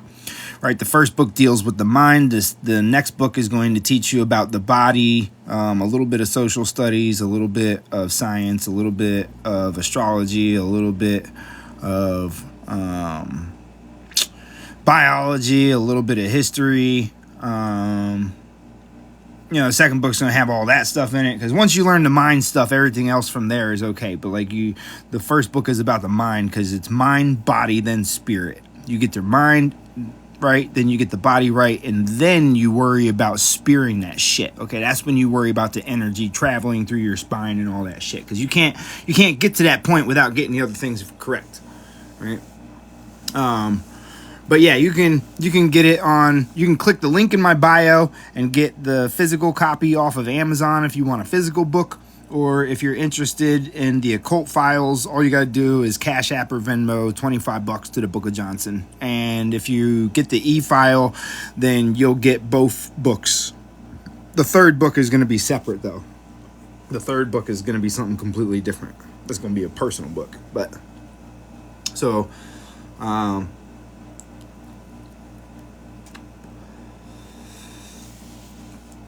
actually, you don't know what a spirit is, my friend. You probably think that this is a fallen angel. Bro, it's always about money in the end. Fuck you if you don't think that my time is worth... How much shit have I taught you since you've been in my life? Now, you'll pay anybody else to teach you, but you won't pay me for my works for the years of fucking... Do you know that I lived in a house that had no running water, no hot water, no heat, no running water, and for like 1.5 to 2 years, just straight up grinding through fucking studies to be able to figure all of this shit out? Do you know the level of fucking time that I had to invest in this in order to bring you this kind of information? Like, and you're gonna be upset that I need that I could make. How am I going to keep bringing you information? I already spent all my money making sure that I could fucking get it to you. You get what I'm saying? It didn't come out of your pocket for me to do this.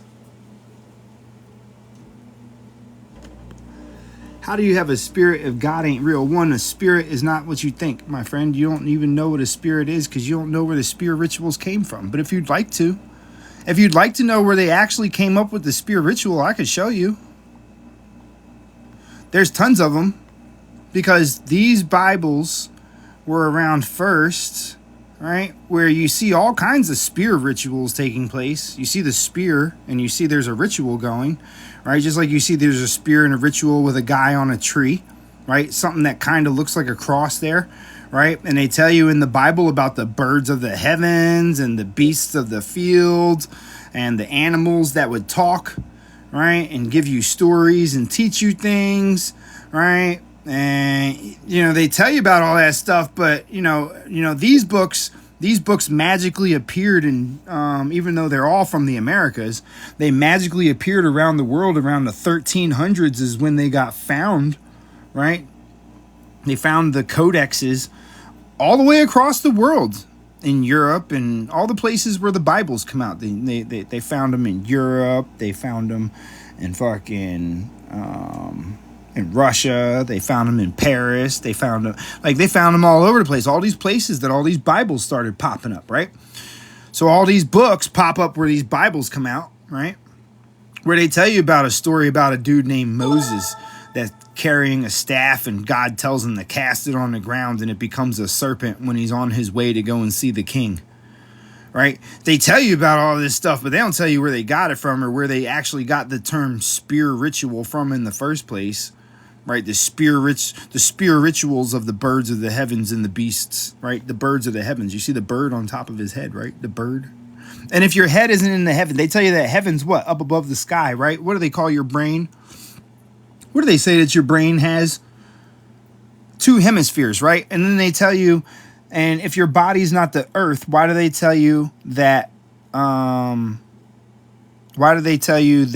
the weight of the world is on your shoulders? What is that your shoulders hold up? Your skin, your organs, your everything, all right? So wouldn't that be the weight of the world? So if your body is the world, then the land that they were talking about in the Bible must be your glands, and the continents must be the organs themselves, right? And the serpents that crawl the earth for all eternity are actually your veins. You know, that's why they're meant to keep their heads down for all of eternity, right? Is because your serpents can never look up, right? They never eat. They're just damned to crawl the earth for all eternity, never being able to raise their heads. Right? Oh.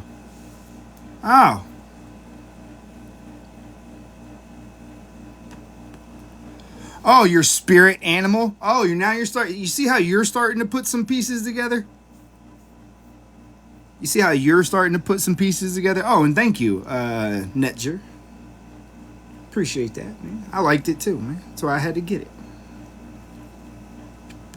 Well, I just told you, Bantu, you can order the book off of Amazon, right? And then you'll order each book individually, right? Or you can get the e-copy from me. And if you get the e-copy from me, you'll get the first book now. And then when I'm done putting the second book together, you'll get the copy of that as well.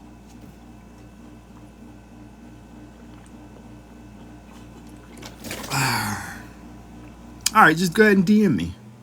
Do you make audiobooks? No, but what I'm considering doing for the second book, instead of making it like a regular book, I'm going to make it more of a text book, right? We'll have the images, and then I'll have the description of everything that's on the page. Like, all of these are individual pages of my second book. So far, I'm already up to like 150 pages just off of the description versus what the actual picture is. And that's not saying that the description isn't going to go for a couple of pages. That's just saying if I try to one page it to keep it short. What I want to do is kind of create a textbook, so that, because, you know, in order for you to really be able to grasp this stuff, being able to write it down will actually help you maintain it better and help you get it quicker. So what I'm going to do is I'm going to try to come up with questions and things and, you know, that kind of shit for the second book. So it's going to be straight up like a course, basically. But there's going to be videos for it. I'm just going to put the videos like just how I'm doing now. I'm just going to record my lives and put them on fucking YouTube, and you'll be able to take the book and go through the lives on YouTube and just, you know, go over stuff.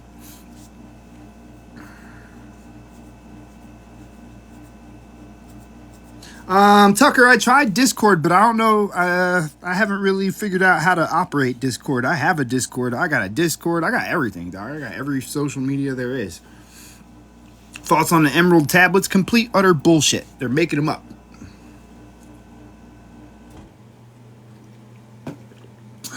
That shit ain't what it says that it is.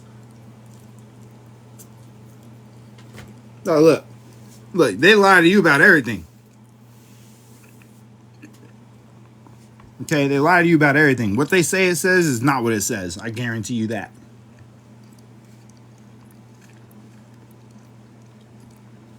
Jesus is God. Guy, if you believe that, this probably ain't the place you want to sit. All right, because I'm going to break down something that's going to freak you out. And you're going to lose your mind when I break down this image. Because you're going to flip out.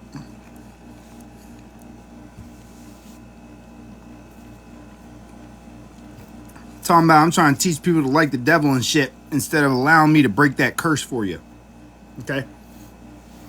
Because what you have here, once again, you have the ram. As we all know, the ram represents the what? The brain, right? It's the ventricles of the brain, right? You have the head of Baphomet here, which with this little 6-pointed star, remember I showed you the circle of Willis? The 3 points at the bottom and the top of it make your 6-pointed star. That's the 6-pointed star you see right here. This is your brain stem, which is why it has the 3 on it. All right, the 3 little pieces, just like I showed you with the one in the Temple of Osiris. Remember, it had the 3 little plugs on it, right? And then you have your ignited pineal gland. This upside down star is because the brain has been opened up, the head got opened up like a lid. All right, this is your skull. This is your skull. These are the waters. This is the brain itself. Frontal, occipital, perennial, limbatic, cerebellum. The ventricle's going in because instead of it going forward like it's supposed to, it's going inside because it's representing it being inverted. It's inverted. But what is this also? Right? Because the ram, this is your ram right here. This is what your ram usually looks like, okay? So this is what the ram usually looks like in the brain, but because we're looking, right? Notice how at the base of the ram is the cerebellum. See the cerebellum right here? So it's the brain, but it's opened up like this. It's opened up like a lid. You get it? So you're looking, this part would be the underside of it, and this part is the top of it. Okay, so it's opened up like this. So what you're doing is looking at it going inside. So that's the 5 parts of the brain, the 5 lobes. Then you have the wings, which of course represent what? The muscles. All right, the wings represent the muscles.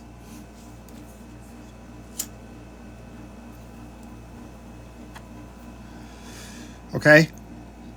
Now, further letting you know that this has to deal with the heart. If you notice on the heart, you have the 3 valves that go out on the side. You have the 2 and the one that crosses over like this. You have the two valves that go out and the one that goes over. 2 that go out and the one that curls over. Just like the hands. That's what the hands represent. Right? That's the ventricles on the side of the heart. Your fist makes the heart itself. So it's like this. Okay? So, then you got what? Remember I just showed you the diagram of the heart. On the left side, you have the one that's behind. That goes down. Notice how the leg hairs point down. Right? And notice how the one that's on the left side is behind. You see that, right? The one on the left side is going down. The one on the right side is on top. And that's where it returns from. Notice how these leg hairs point up. Also notice, right? Also notice how the child's hands are down on this side because this is the side that it's going down, right? Child's hand down, down. Right? Going up to the heart. Notice how the child's hand is going to the heart. Okay? So this right here is this part right here. This is what the caduceus represent. Your caduceus is the heart split in half because your heart has 2 sides, one that receives and one that gives. Right? Your heart splits in 2 sides. You have a positive and a negative side. The side where it goes in and the side where it goes out. So this is the same exact thing, right? The same exact thing you see here is, and for my Jesus freaks in here that are fucking upset with me about that, let me show you something real quick because that's your boy Jesus. That's your boy Jesus. You see? See, just like Jesus, right? Exactly the same as Jesus, you have what? You have the wings to represent the muscles, which are represented by the angels themselves that go up above what? The clavicle, right? Because the heart is opened. Notice the same rounded shape. You also have the circle behind the head. You also have the 1, 2, 3 points. Look, you got the 1, 2, 3 points versus the 1, 2, 3. Oh. And then you have what? The left side where it goes down. Right? The left side where it goes down. The left side where it goes down. Right? And then the right side where it goes up. Just like the right side where it goes up to the heart. Notice how on the right side it's going up to the heart. Notice how the little kid's hand is on his heart on the right side going up. Notice how the leg hairs point up. So it's returning, ascending on the right side going to the heart. Same way as he's cleansing the heart here. Oh, by the way, now that's not Jesus. Okay. Oh, now it's not Jesus. Get the fuck out of here, yo. Y'all are such yo. Y'all are so horrible. Y'all are so horrible, yo. Like, y'all can't even... Blasphemy? You don't even know what blasphemy is, my friend. Blasphemy is taking the Lord's name in vain.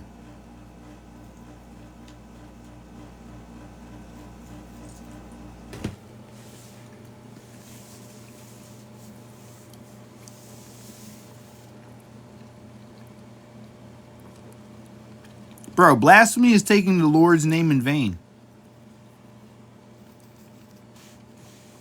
Right? If you want to discuss it, here, let's talk about blasphemy. Well, I want to talk about the frequencies and the tones and things and how they affect things. What is blasphemy? Didn't Jacob find God in the land of Peniel? And didn't God, when asked what to call him, didn't God say, I am that I am? Wasn't that the response in the book? So when somebody asks you who God is, are you supposed to say Jesus or are you supposed to say I am? That's the first question I want to ask you. And secondly, if that was the name which was given, because that's the only name that was given inside the book was I am. That's the response that was given when asked. So if it's I am, and your response should be I am when somebody asks you who God is, and wouldn't blasphemy being saying things like I am stupid and I am dumb and I'm a piece of shit and I'm no good, isn't that taking the Lord's name in vain? Isn't your baptism, isn't that something that takes place when the holy waters cleanse you of all of your, out of the waters out of the heavens or something like that? Wouldn't that technically be your tears, since your water from the heavens have to come down to the earth? Don't your tears run down your head down to your body, and in your body known as your earth? And if it's not your earth that your body is, then why would the weight of the world be on your shoulders? These are just random questions. But, if you're going to speak to me about, biblical stuff and Jesus and all this other stuff, just explain to me why your God in your Bible that's supposed to be all-knowing and know everything have to ask people what their names are. Why is it that your God doesn't know what everybody's name is of everything that he knows? So whose God are you really serving if they don't even know the people's names? Secondly, he asked Moses what Moses had in his hand, and he told him it was a stick and told him to cast it on the ground, and it became a serpent. That was when he was on his way to see the Pharaoh. So your God doesn't know what... It can't be all-seeing and all-knowing, because it doesn't know what a stick is when somebody's carrying a stick in their hand. And two, it also doesn't know the name of everything that it created. So I don't know what God you think that you're serving, but that certainly can't be the creator of everything that you think that you're serving. So please don't come to me with your names and your fucking your nonsense, okay? Because your God that's supposed to be all-knowing is in fact not all-knowing, and that's written inside the book that you study when you're supposed to be studying about this thing so you don't get to talk to me until you get out of all of that. Okay, once you get out of all that mess, right? Once you get out of that maze of fucking mayhem that they've created inside of your mind, making it so that you got an all masculine version of life, talking about man on man action, talking about the Father, the Son, and the Spirit, removing the mother altogether, just making everything completely masculine in itself, right? And learning about demons and devils, right? When you read that book about Adam and Eve and how they got kicked out of the garden for learning about good and evil while you sat reading it out of a book that was about good and evil, you didn't get the message that you're not supposed to be reading those things because they corrupt you by disrupting your vision and your view of the world, right? So you, my friend, are addicted to demons and devils, right? You're addicted to demons, devils, and Jesus, which is one and the same, by the way, because this gets in the way of your own consciousness, right? But, that's a whole nother subject in itself. Like, you're addicted to these things. That's why you see these things everywhere that you go. You see, you've had a subliminal programming done to you. Because when you go inside of that church that you go to, what happens is the semantic frequencies within the building are based off of your genetic coding in most old school churches, right? The stained glass windows themselves aren't there for beautification purposes. They're there to change the frequency of the light that's passing into the building, which is why you go up to the altar, right? The preacher has people come up to the altar at a very specific time of day, every single day on a very specific schedule, if you actually pay attention to what goes on inside the church, right? And that specific time that he's always bringing people up there, that's when he says, oh, let me welcome all the new members to the church, and welcomes people to come up to the, okay, right? That takes place at a specific time. It's when the sunlight is passing through certain windows, because it overcharges the energy that's being sent to that direct spot. That's why it's called an altar in the first place, is because that's where you go to get your body altered, which is why people overcharge and shake and fucking drop and flop around like fish and shit like that, okay? Is because their body's being supercharged. And so when the preacher touches them, it's a shock to their system, because at that moment when they're standing there, they're receiving massive amounts of fucking altered energy. And while they're standing there receiving that altered energy, you have somebody come and physically touch you, and that just overwhelms the system. And so you black out. Your eyes go blank, your hearing goes blank, you might lose your fucking balance. It's a shock to your system, literally. Okay? So what happens is you stand inside of a place that's built off of frequencies and semantics that magnifies the energy that's inside of the building. And while that's being magnified, you're learning about demons and devils and angels and Jesus and all of these things, right? But what the secret is that you're learning of monsters and getting addicted to monsters. Why? Because while you're receiving all of these good frequencies and good vibrations, and your body's releasing serotonin and dopamine, and you're feeling all lovely and stuff, you're also hearing about monsters and demons, which is building neurological pathways and connections inside of your brain that tell your brain that when you feel positive, you should see demons. Because that's what you're getting when you're in the church, is demons when you're feeling positive. So your body and your mind are now being programmed to search these things out, which is why you're always looking for Jesus and devils in everybody. It's always Jesus and the devil, because you have an addiction to this now. You've been going to the church for God knows how long, having all of your circuits wired for dopamine, adrenaline, and serotonin to be induced at the thought of devils, Jesus, and demons. That's why y'all are so fucking unruly. You've been programmed on a fucking subatomic level. You have no control. That's why y'all regurgitate the same shit every time you come and talk to me. Everybody that's been in my chat you're going to pay attention to everybody that comes out of the church each time that you come into this chat, and you're going to notice the same exact behavior every single time. It's not something that I have to make up. It's not something that you've experienced it yourself. How many people from the church will tell you that you're the devil? Like, they're real quick to call you the devil, but when was the last time somebody called you an angel?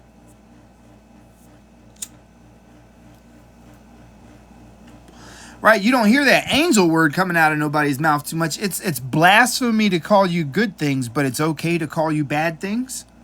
You see the programming. You see the programming that's going on inside that building.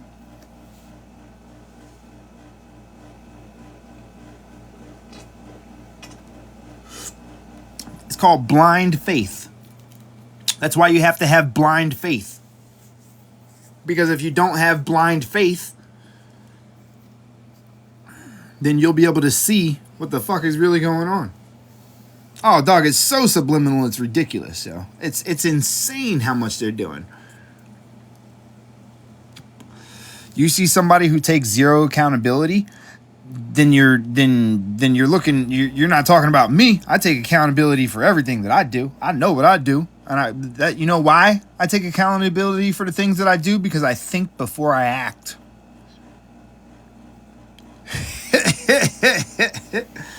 You get what I'm saying? I think before I act. Does it make me angry? Nah, I never fell for the shit.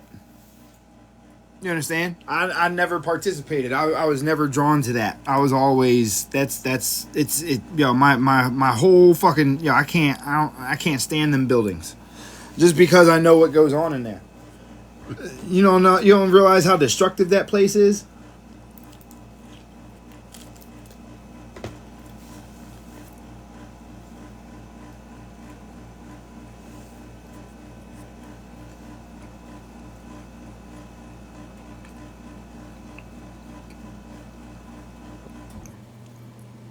Why not tell you about the seed, the soul, the sun in our hearts? What do you mean? I've been telling you about that for like 3 hours. Look here, guy. You're not the only person that needs education. People from the church need it the most. They've been lied to the most. They bought the biggest lie. How does the altar work? Well, basically what it is, right? Let me see. Let me find my church pages. Hold on. Talk about the altar. So the altar is the focal point of the acoustics. Okay? See, the way that things used to be before they removed all the church bells and things, right? Before they went and took all the church bells, the church was a place of healing. Right? The church was a place of healing, and what they would do at a specific time of day when the sun was passing through if you notice, all old school churches are aimed in the same directions. They're not aimed all over the place. They're aimed in a specific direction. The reason behind that is so that the sunlight is passing through their windows at the same time. So that what you're actually doing is going to a church to get healed. Those were your hospitals. Because everything was done through frequency and vibration. And so the organs that are in the churches, the bells that were in the churches were used in order to alter the frequency of the person standing at the altar. That's why it was called an altar in the first place. It was because that was the place where you would go to be healed. And you would stand there at the focal point, and they would ring the bells, and they would play the instruments, and the tones and the frequencies in the building would keep magnifying and magnifying and magnifying, cleansing you and pretty much fucking everybody else in the building.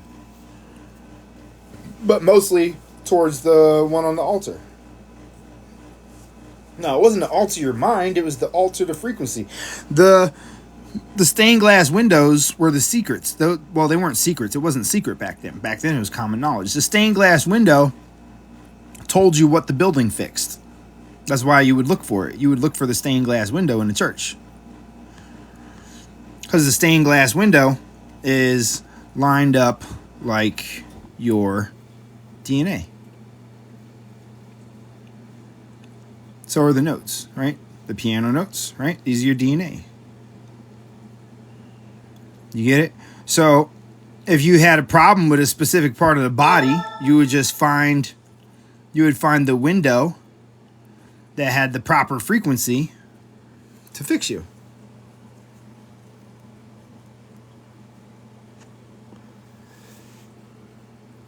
The different colors is because colors change temperature and frequency.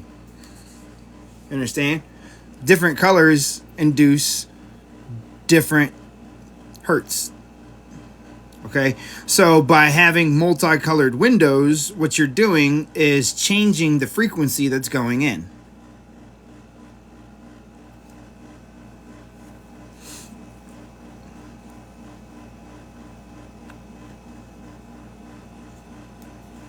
Well, you can't get to a high vibration unless you know how to cleanse yourself. Mentally. It's the mental part that everybody's fucking up on because everybody skips that part.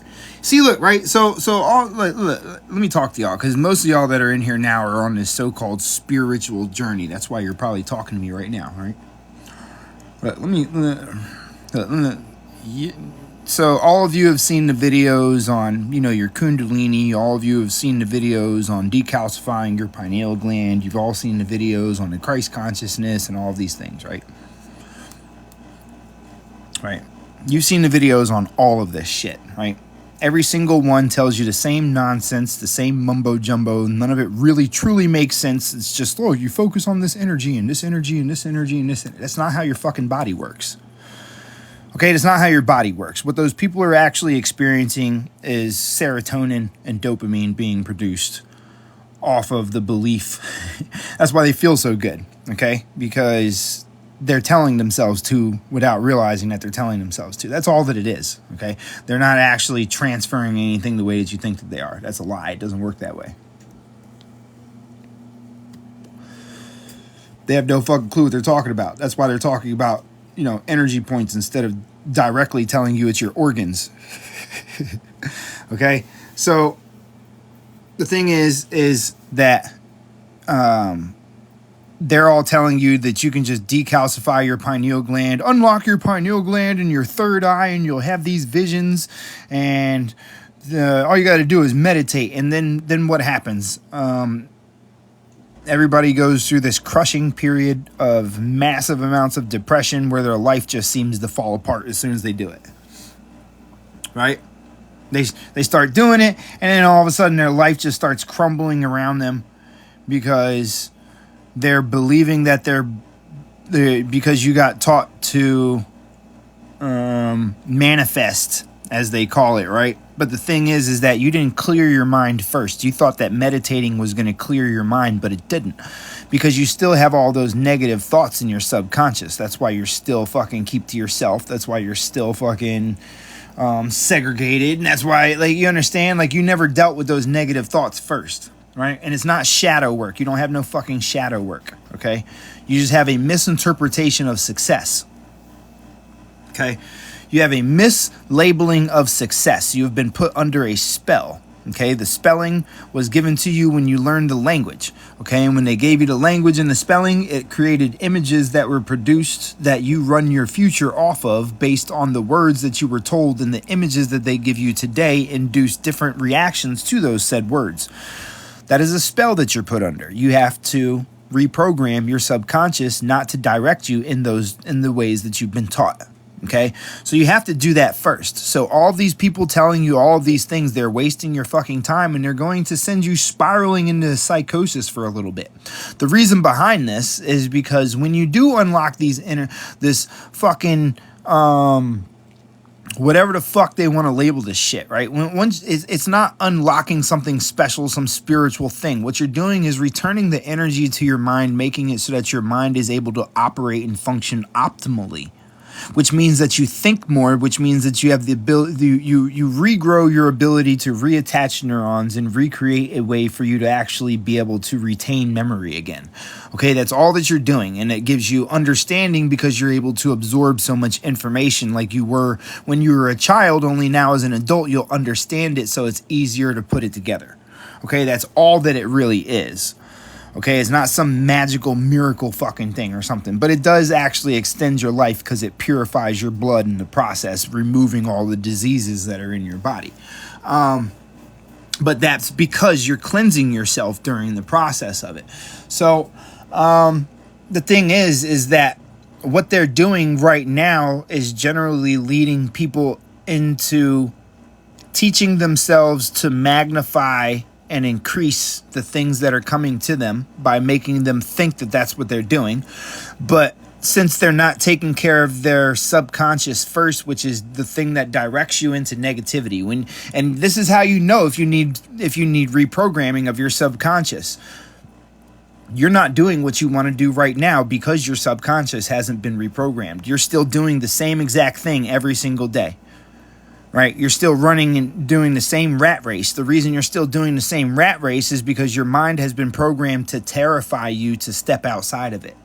So every time you go and think that you want to get into a new anything, whether it be a new business venture, whether it be anything that you want to do to move forward, you're automatically programmed. Your subconscious has been programmed to tell you, all right, but if you do that, you're going to risk losing your house. You're going to risk losing your kids. You might lose your money. You might lose your you understand? Your subconscious is right now programmed to attack you because you're addicted to the adrenaline that comes out of that fear. Right, so you have to reprogram that subconscious before you want to start diving into all of these things. The reason behind that is because they're teaching you to accept the fact that you bring things to you, right? And while you're accepting the fact that you're bringing things to you, your subconscious is constantly feeding you negatives. So what you're going to end up bringing to you is the negativities that are in your subconscious, which is why people's lives end up crumbling and falling apart by following all these little processes that they say unlock their ability to absorb and magnetize things to them. Okay, so you have to be very careful and very mindful of the type of things that you're following. Because once these things are done to you, that's damage. It's something that could be positive that has now been re-implemented in a way that damages you instead of moving you forward. Is it such bullshit? You walk around with a profile called Chosen One, but you can't use your mind and discernment as an adult to understand the basic science and the biology of the things that I have been explaining to you in a way that is meant for children to get.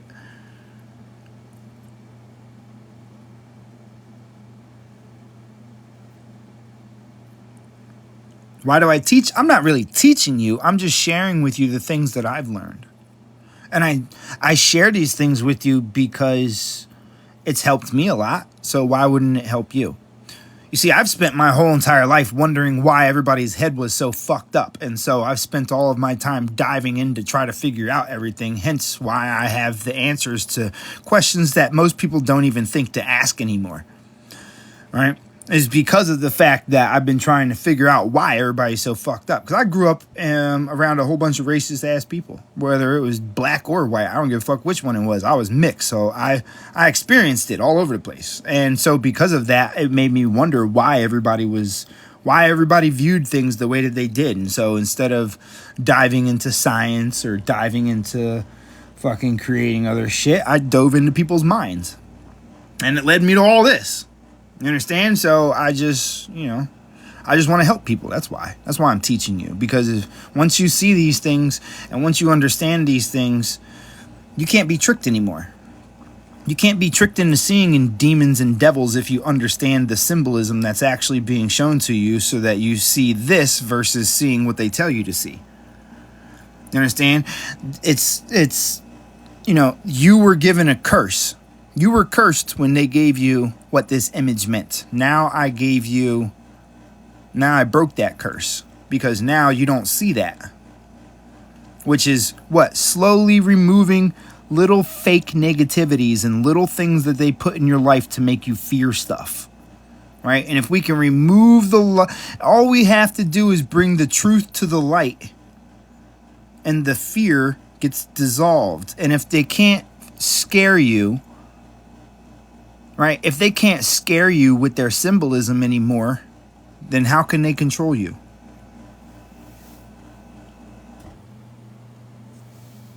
So, why would you be upset with me for doing it? I've been on here for how many hours now? Let's see. All right, I've been on here for 2.5 hours now, guy. I could have went and did a job and made some nice money right now. But you get what I'm saying? I could have went and did something else with my time. No, I'd rather be talking to y'all. That's just what I like. I like talking. I like helping people. I do this every day. You get what I'm saying? Like, you don't have to pay me for anything. You don't have to buy my book. You don't have to fucking, you don't have to donate to me for my research or my time that I've invested. You don't have to give me shit. You can literally come here and learn everything for free every day. I talk about these things every day. The book is just for people that want to learn it on, a little deeper of a level and be able to keep record of it for themselves. You get what I'm saying?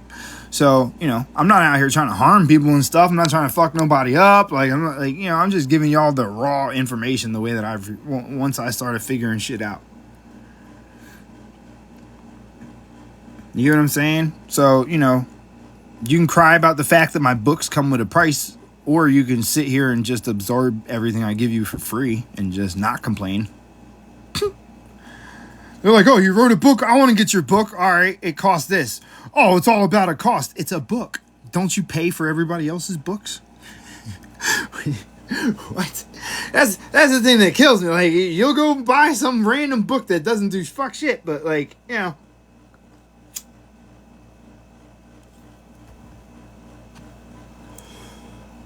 I mean, hey, look, you don't have to pay. Like, you don't have to buy the book. You can come and learn. I teach you every day. I'm going to have courses soon for the people that want to take classes and stuff. But, you get what I'm saying?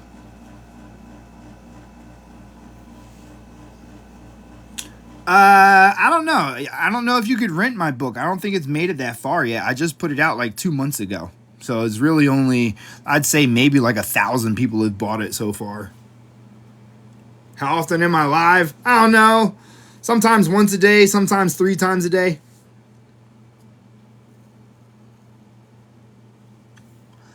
Yeah, I know. And I understand people want handouts, I understand we shouldn't have to pay for anything. But unfortunately, we haven't gotten enough people out of their fucking scariness to get them ready to actually take the country back to the point to where we don't have to worry about paying for stuff anymore. So, unfortunately, we still do, which means that I need a little bit of fucking help every once in a while if I'm going to continue doing what I'm doing.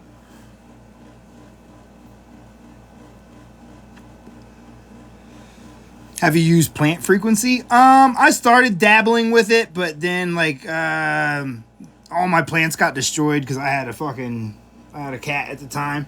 So the plants got destroyed and then the cat got. I got Cash App, I got Venmo, I got PayPal. Cash App is the Book of Johnson. Cash App and Venmo are the Book of Johnson. PayPal is Taboo Bully. If you send a $25 donation, I give you access to my e-file for occult stuff, which has the book inside of it, and also you'll get a copy of this book when this book is completed. That'll be in that same folder. So, what's my diet like? Basically, apples, watermelons, bananas, peanut butter, walnuts, and pizza every here and there. That's pretty much it. Yeah, 90%. I eat like a 95% alkaline diet. No, I'm not gonna lie to you. Every once in a while, I have pepperoni pizza. Like, that's my guilty pleasure is my pepperoni pizza. But, I don't eat that frequently, and like 99% of the time I'm eating nothing but fruit, literally. That and a whole bunch of supplements. You see what I mean, Hughes? I'm telling you, boy, look, we're connected, Hughes. Yeah, I'm telling you, man. Look, I just be doing me, man. Like, look, this is the thing, right? Like, this is the thing. Like, you got to understand, right? First off, it took them like 20-something years to calcify your pineal gland if your pineal gland's still calcified. Okay? Am I a Freemason? No. I might be soon, though. I might join Freemasonry. I don't care what your understanding is, okay? I don't care. I don't care what you believe about what they know. You don't know shit. Okay, a lot of them are going to want to know the knowledge that I have, which is, and my ancestors are the ones that started Freemasonry. And so it's not what it's supposed to be. And so if it's to be restored to what it's meant to be, which is simply the keepers of the knowledge that are there to help the people, which is what they're supposed to represent, somebody's got to go in there and clean that shit up. All Freemasonry really is supposed to be are people that represent good behavior and knowledge. Okay, Freemasonry is the place where knowledge is kept. Okay, they keep knowledge that's supposed to be that, like when they say, hey, burn that book, somebody from Freemasonry says, hey, keep a copy. You get what I'm saying? It's like that. Okay, that's what Freemasonry is. When somebody says, hey, burn that book, take it out of the school, Freemasonry goes, all right, but let's keep a couple copies in the back. Okay, that's all that it really is.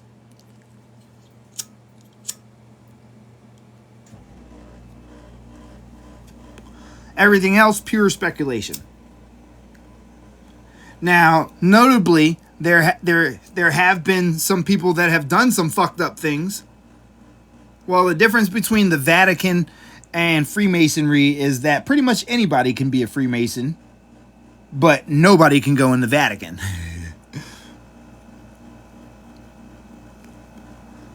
Understand? I mean, dog, everything's Masonic everywhere that you look. Because it's a global effort.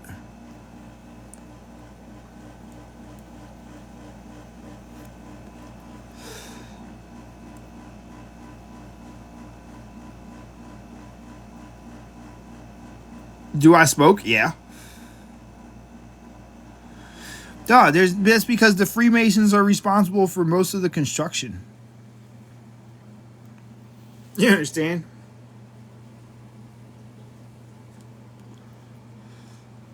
The 3 days, the sacred secretion, this.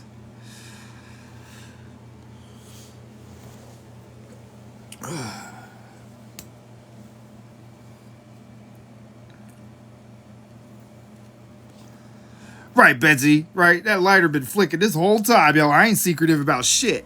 I'll hide nothing from nobody. I don't care, yo, because I don't care what your opinion is of me. If I did, you think I'd be on here listening to fucking Christians call me a devil worshiper and a pagan and calling my ancestors fallen angels and this, like, if I was worried, you think I really, like, yeah, I don't hide nothing. I ain't got no reason to hide shit from you. Like, you're just a version of me. You get me? Like, I don't give a fuck. Like, we're all in this together. One way or another, baby. So you better get used to this shit. Okay? Besides, me smoking isn't stopping me from bringing you some of the most profound fucking information you ever came across in your life. Right? So if you're going to judge anything, be like, you know what? That one guy that smoked, he kind of told me everything that changed my life for the better. And maybe consider that next time, you want to give somebody shit for smoking.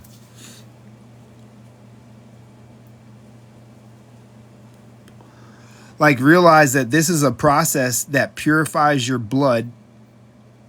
This is also the time that your body creates new DNA. This is the time that your body renews itself. Right? And it's a process that I know how to get 100% access to. And nobody else can tell you like me, except for like maybe the person that taught me how to read these things and maybe some of the other people that attended the school that I went to.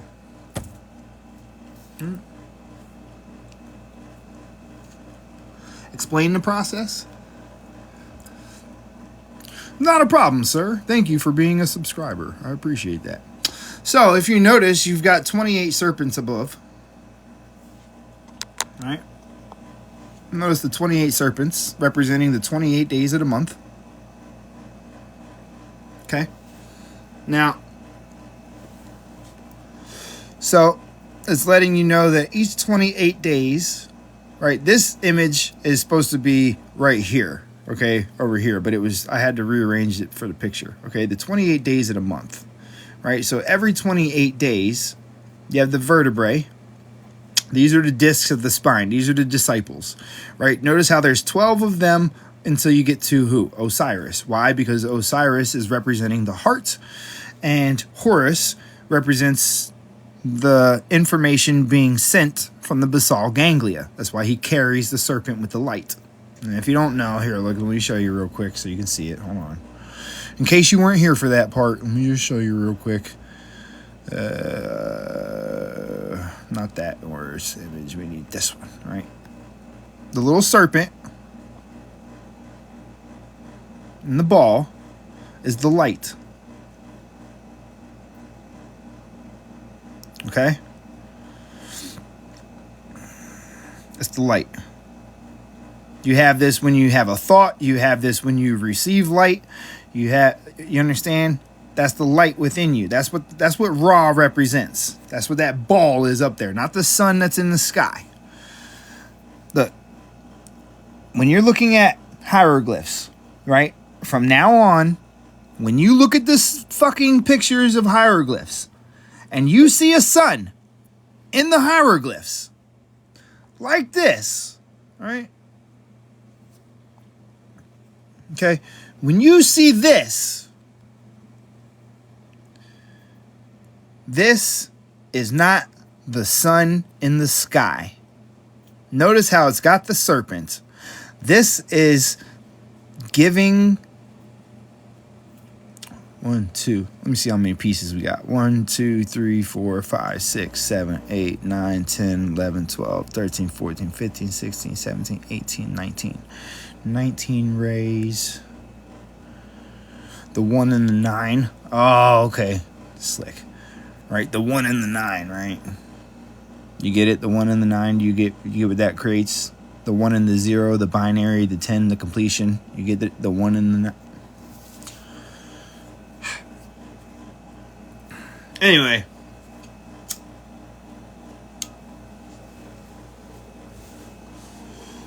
So, when you're looking at this, these are your eyes right here. Okay? Notice how he's got the ankh in the sun. Notice the little ankhs, right? Okay? All the little ankhs coming off of the hands. Why? What's the ankh?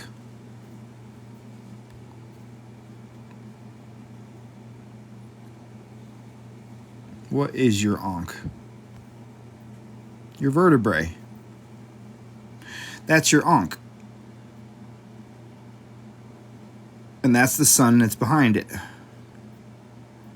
That's the sun you see behind it. This is your ankh right here. It's your vertebrae.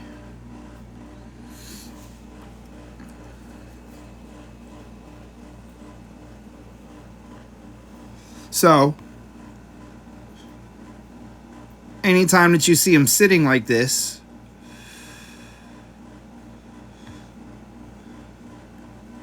no matter which people you're talking about, it's all the same shit. That's your vertebrae.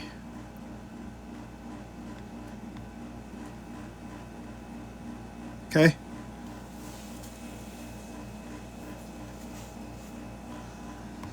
So, you got the vertebrae that controls what? The large intestine.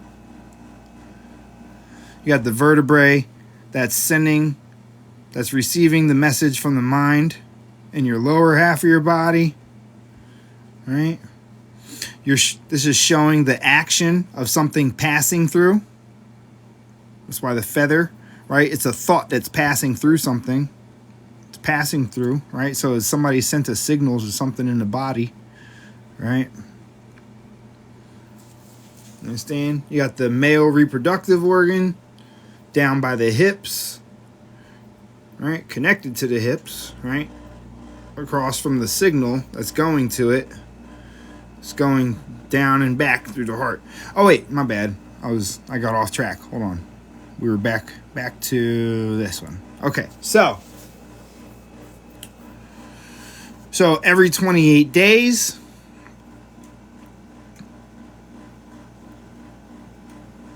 the blood goes down through the cerebral spinal fluid, right? See how it's passing through it? See how it's the bone, spirit, bone, blood, bone, spirit, bone, blood, bone, spirit, bone, blood. Okay? So every 28 days, it passes down to the hips, where that blood is then purified and cleansed. The red and the white, the purified blood. Now, Anubis represents the tongue. The tongue represents the frequency. Why? Because the tongue creates what? The word. The word is what? The frequency. The tone, the frequency, the wave, the function. Okay? So it's the frequency that's leading the cleansed blood through the body. Why? Because the electrical charge is what's carrying it. Right? Then it goes and it purifies, right? It goes through the heart and purifies the body, the muscles, right? So the tongue at the scale, right? The scale of tongue, right? This is your scale of tongue. Your skeleton. That's the tongue that sits at the scales. This is your scale of tongue, your skeleton, right here.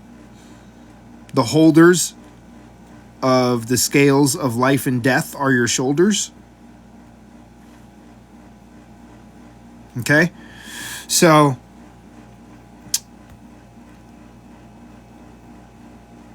you must be pure of heart, mind, and body.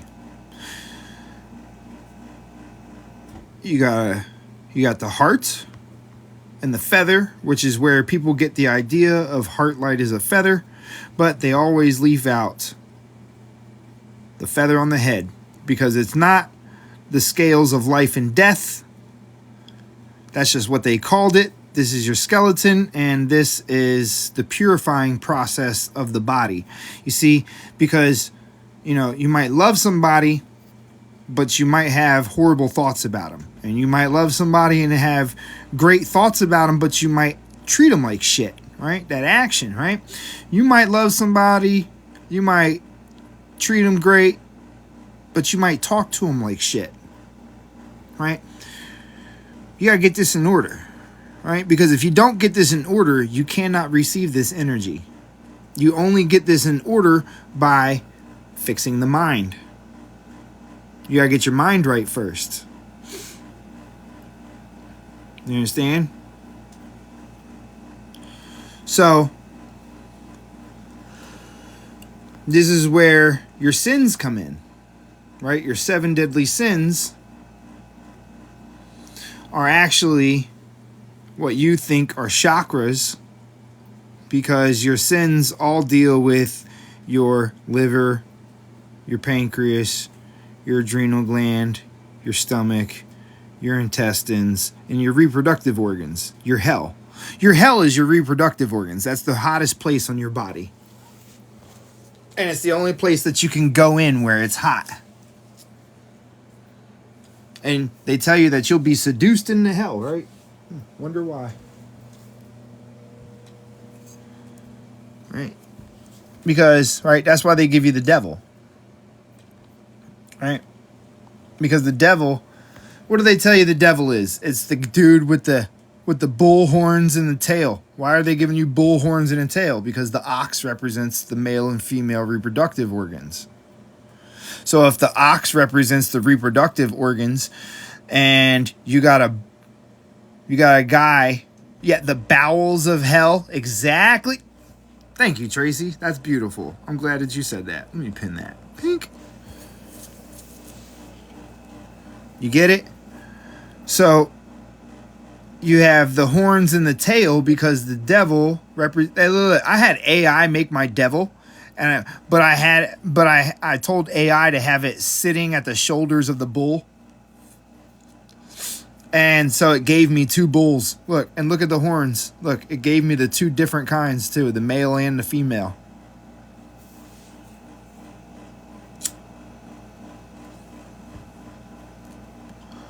Dude, what is the trident? Come on, yo. What's the trident?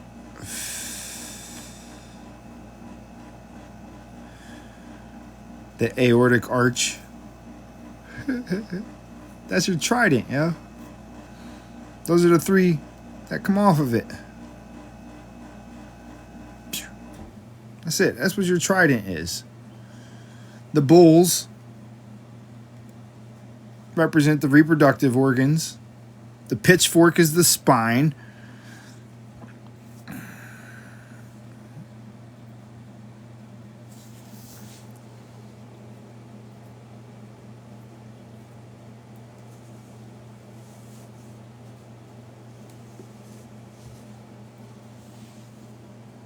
Imagine thinking you had one.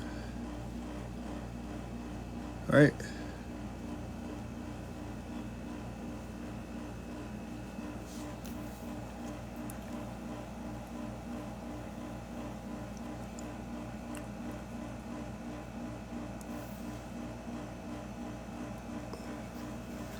Nah, they worship it because they're lost. You don't have to worship anything to manifest.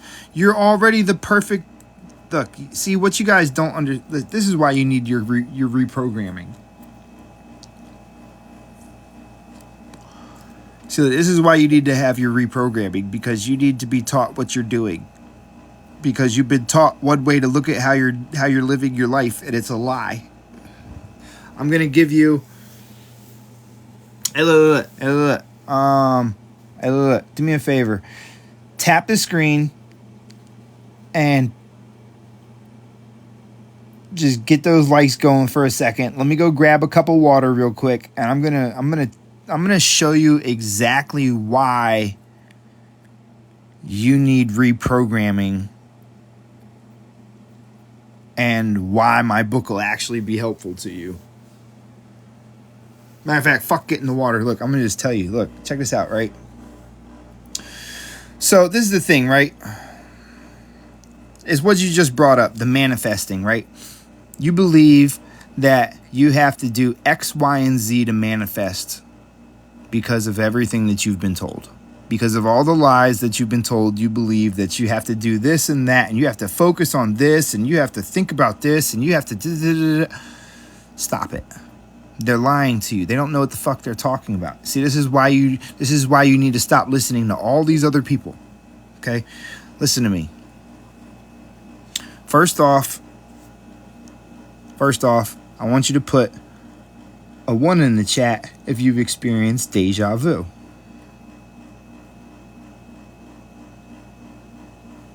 Just follow along with me here. Put a 1 in the chat if you've ever experienced deja vu.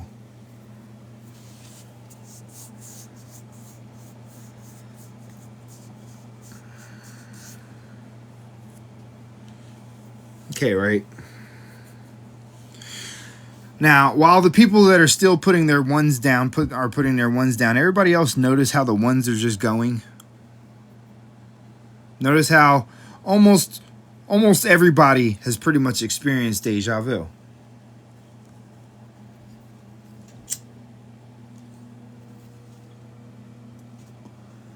So, if you've experienced deja vu, doesn't that mean that you are a master of manifestation? You didn't realize that? You didn't catch that? And look, I want you to realize this. Like, I want you to peep this out. First off, recognize that was pretty much everybody. There's 400 and something people. Oh, look, 420. Somebody get out so it can be 420. Oh, too many. Never mind. Listen, look.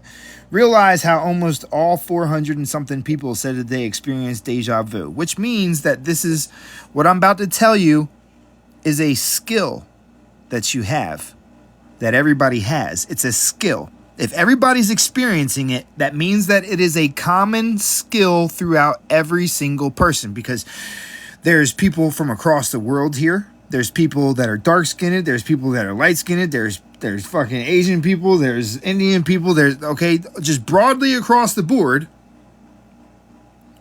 right? Broadly across the board, we have people of all different types, sizes, ages, whatever the fuck separation, segregation bullshit you can come up with, we've got all of those people right here. Everybody has experienced deja vu. Look, stop typing for a second. Stop typing for a second and pay attention. If you're not paying attention, I'm just going to boot your ass, okay? Pay attention. Because I'm trying to teach you something real about yourself that you need to know and understand in order to move forward. You are limited by the ideas of what you believe your capabilities of success are. That is your limitation. But you don't realize that your limitation, your limitation is working on you currently. That's why you're still doing the things that you don't want to do. Because you're scared to move forward in the direction you need to, because your subconscious has been programmed to be that way. That's why every time you want to go into move forward mode, you automatically stop yourself and continue doing the same fucking shit. So you should zip it. Stop typing and just pay the fuck attention to me, because I'm going to teach you something that's going to really help you. Because you need to start believing in yourself and knowing who you are and what you're capable of, so that you actually fucking start utilizing this. Everybody in here experienced deja vu. If everybody in here experienced deja vu, that means that is a skill that you can work on, which means that you can, by will, go forwards and backwards if you're not paying attention to what you're actually doing. Now, mind you, notice how I said mind you. Deja vu is where you experience a time that is realized in the future, maybe a couple hours, maybe a couple days, maybe a couple weeks, sometimes a couple months in advance. Right? And you experience that moment and that time, and then when you don't have all of the things accomplished from that, you feel it necessary to return to that moment, because you wake up wondering what it was that you were actually, because you realize that every time that you've had deja vu, it's something that was so prolific to you that you had it necessary to probably bring it up to somebody, because you were so curious about what it was. Now realize that from that very curiosity of that moment that you saw in your head that they tell you is imaginary, you made your way to that physical point to answer that question subconsciously. You didn't even know you were moving towards that direction. You just ended up at that very point that you had already experienced. Which means that, one, you manifest every day with every move that you make. First off. Two, you are perfect at it. Your body manifests exactly what the fuck you really, truly fucking want and desire and think that you're supposed to have. It actually does. The reason that you can't get anywhere with your manifestations is because your subconscious is still programmed to give you roadblocks, or you're still programmed to think that that's a roadblock.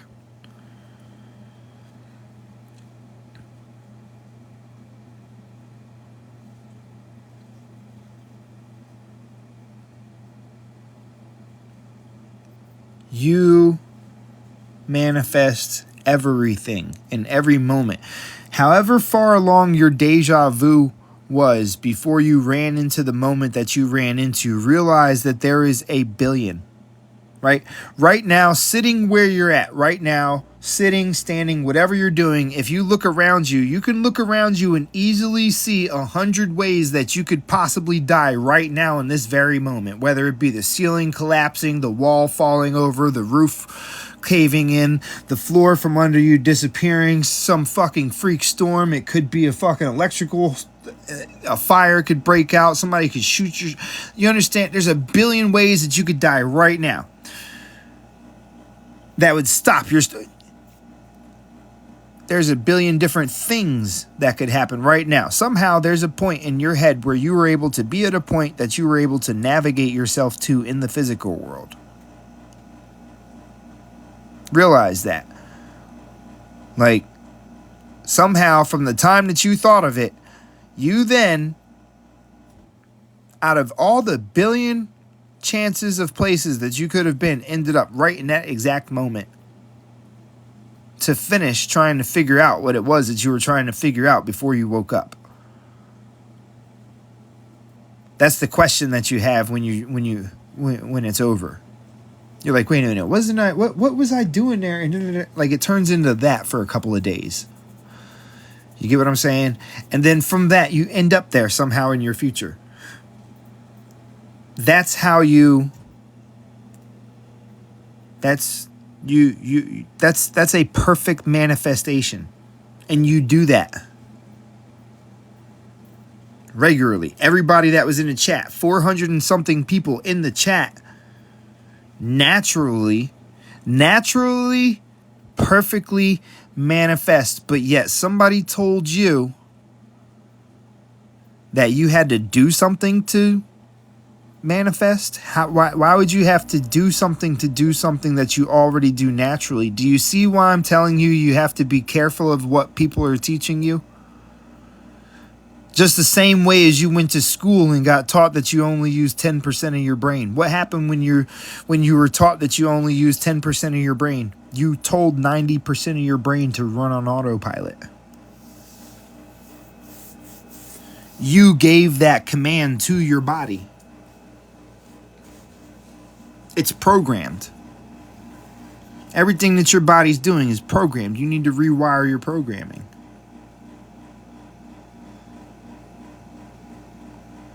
Check this out, right? All right, look. This is my book right here. Look, let me show you something, right? These are what I call the maxims of the human experience. Inside this wheel, you're going to find that every single thing that you involve yourself in will take you through this entire wheel. Oh, thank you, Jasmine. I appreciate that. Much love to you. Everything that you ever go through is in this wheel. There's no way outside of this. Everything new that you experience will take you through this wheel. When you're done with this wheel, you move on to the next thing. Guaranteed, every single time. This works for relationships. This works for business ventures. This works for the lighter that you bought. This works for your dinner. This works for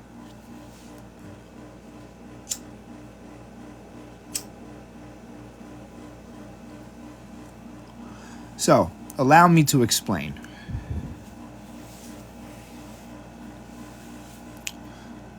There's only one thing that actually exists on this wheel. There's only one thing that exists here.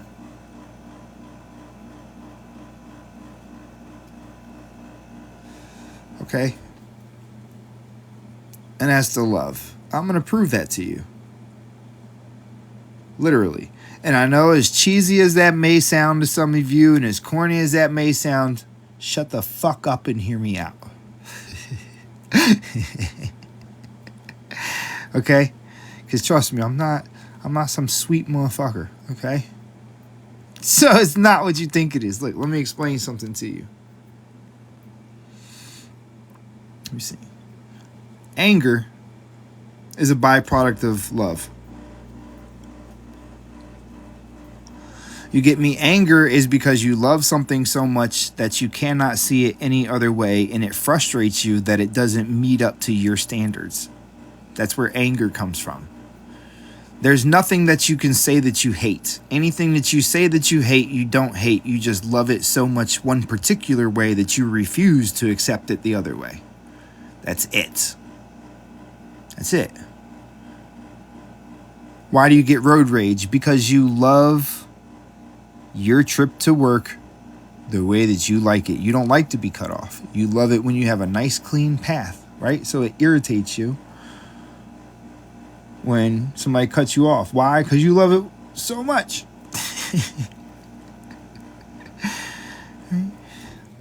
Loss comes from love. right? This is the big one. This is the guarantee of love. This is the guarantee of love. Okay? Loss is the guarantee of love. Because anything that you love, the first feeling that you're going to get in your subconscious, the one that you're not paying attention to, that comes rattling every once in a while. Hey, are we going to lose this? That's the first thing that comes from loving something. You understand? Failure. That comes next. Why? Because if you love something, you're always going to feel like you could what? Do better. You're always going to want to be better for the thing that you love. You're always going to. So what's that mean? You're always going to fail because you're always going to be trying new ways to improve. Everybody does. It's nature. If you love something, of course you're going to want to give it your best. You understand? So love traps you. That feeling of being trapped is the fact that you love something so much that you know it's no good for you, but you can't even get away from it. Or just the fact that you love something traps you in itself, because just by loving something automatically means that you're trapped by it, because if you lose it or if something hurts it, you're hurt, you're affected, you're lost. Right? Which means that love actually makes you feel heavy. Right? Love makes you feel heavy as fuck. Why? Because if you love something, you're now worried about it, which means you what? You carry the weight of its burdens. Automatically. That's an automatic, right? So love makes you feel dark, right? Love will make your day fucking slow as shit, man. That burden, whew, that shit'll have you dragging your feet, have your knuckles dragging on the floor, have you fucking slumped over, fucking just, oh man. And then you feel like you're dead, right? You just feel like you're worthless, like there's not, like it's no good. Guarantees of love. No, this isn't a bad, how is this a bad thing? It's guaranteed, right? So love will make you feel old. Why? Because every time you think of that first time, oh, that was so long ago. Right? So love makes you vulnerable as fuck. You get it?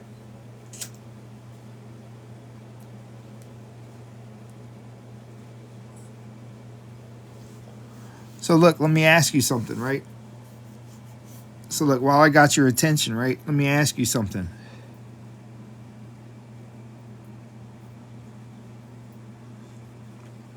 If all of these, now I just explained to you how all of these things are guaranteed to happen 100%.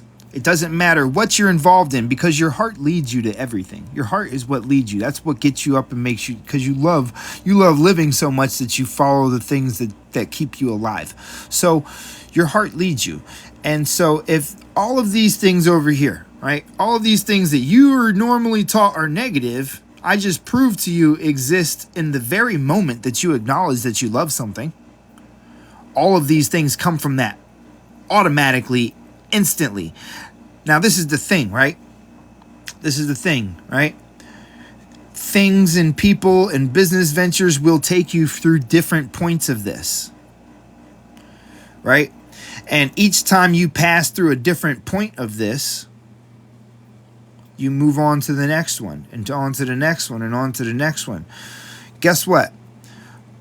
Once you go through the failure, trap, dead, and you go through all of the joys of it, then you walk away from it. You're done with it immediately. Every single time, without question. Think about it. Why'd your last relationship end? Because things went from being joyous and you feeling like you won in life and that you were successful at what you were doing and gave you that feeling of freedom and that feeling that your days were light and bright and alive and new, and you felt secure until you started getting angry.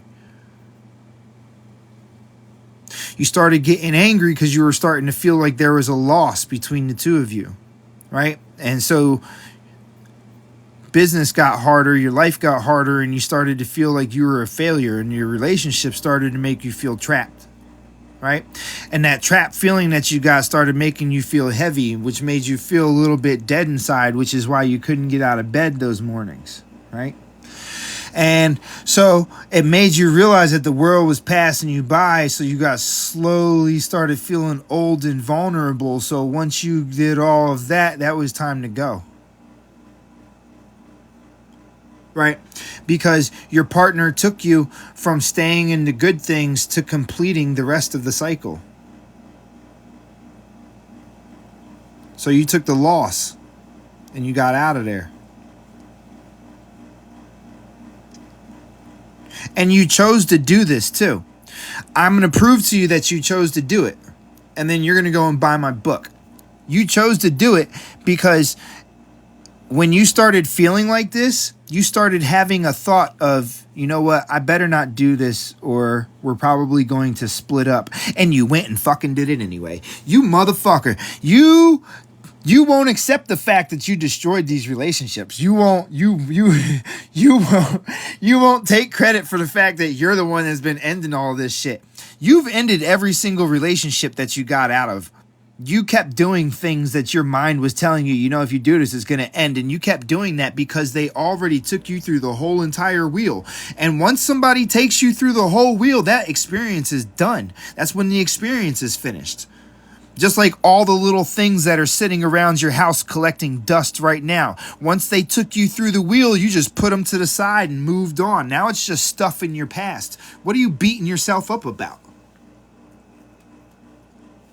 Now do you understand why you need reprogramming? I just proved to you that you manifest like a monster. I just proved that you successfully operate your fucking wheel like a beast. And I just proved to you that you have the ability to control what the fuck you put in front of you. Now do you want to learn more? Now do you understand what I'm trying to share with you?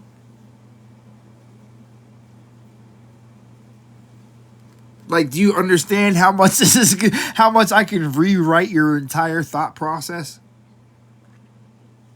Like, I'm trying. You know, I'm trying to help the world, yo. I'm trying to. I'm doing my best, right? And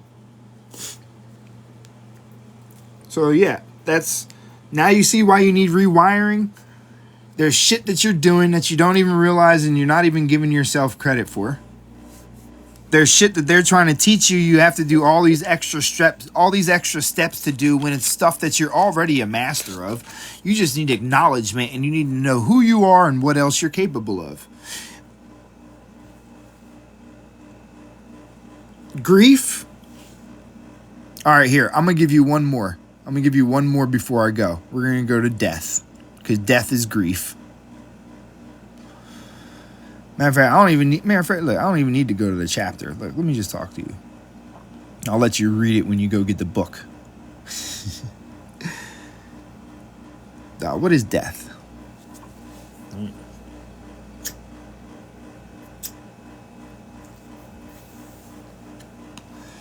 Departing earth, attaining the true heaven.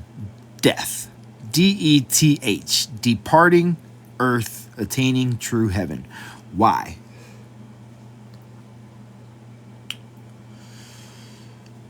Because when the one that you love leaves, you experience heaven.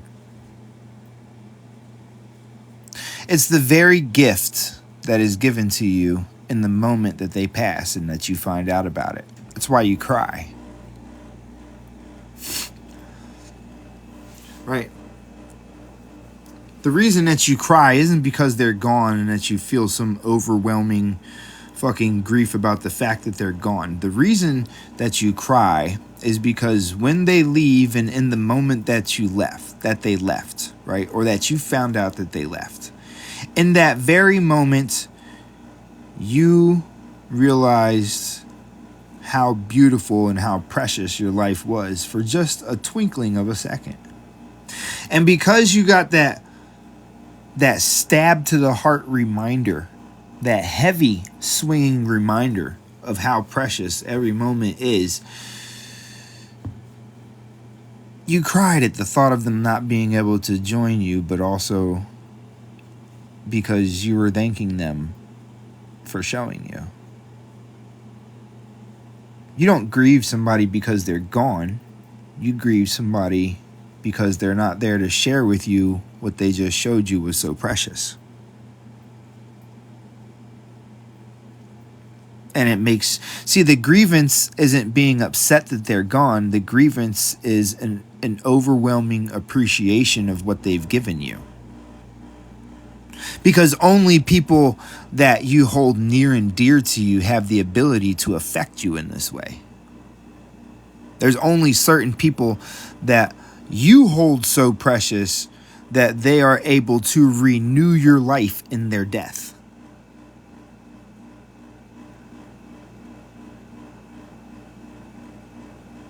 You understand? Through their passing, your life started over. It got wiped out. Everything felt empty as fuck for about 6 months to a year. And then all of a sudden you had a new meaning.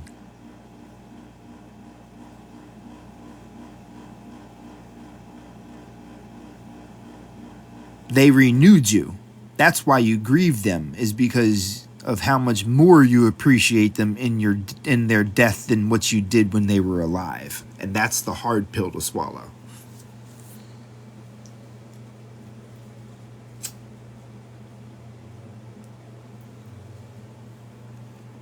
So,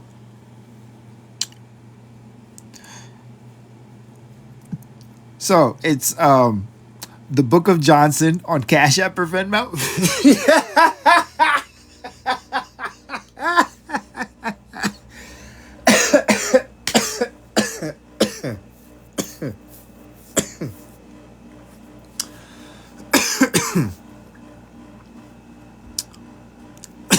Sorry, that made me laugh at the wrong second. Oh, man. Hey, look, man.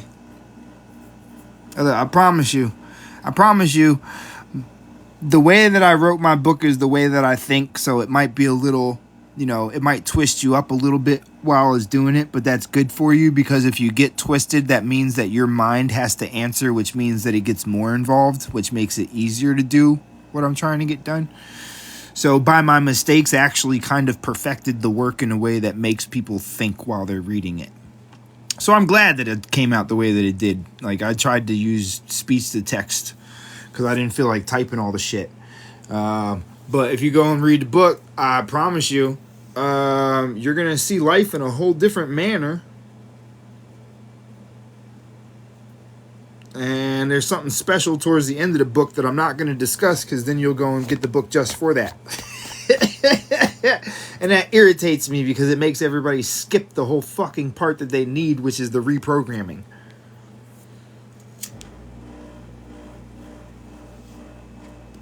Everybody goes, ooh, I need that now. No, you don't. It's fucking useless without reprogramming. You have to do the reprogramming. But if you want to be foolish and try to go and learn how to do the Kundalini awakening bullshit, I gave you meditation practices that'll teach you how to fucking transfer those energies the way that they say and shit.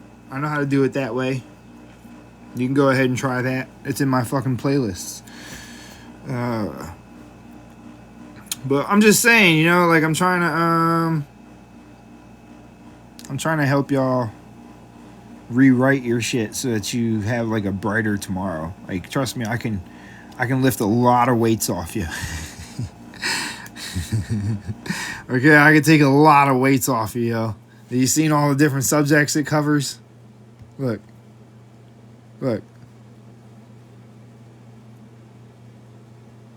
Love.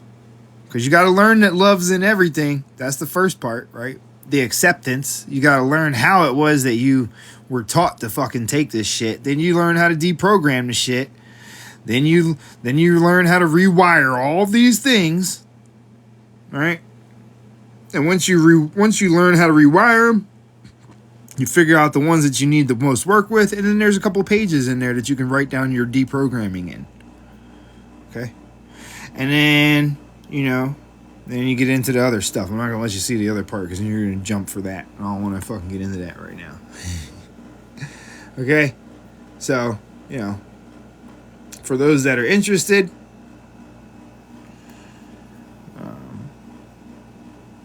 for those that are interested in assistance.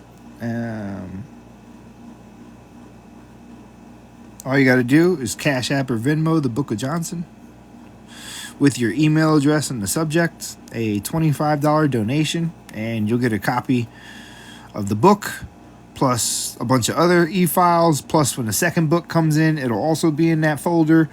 Or if you want, you can go and get it off of Amazon.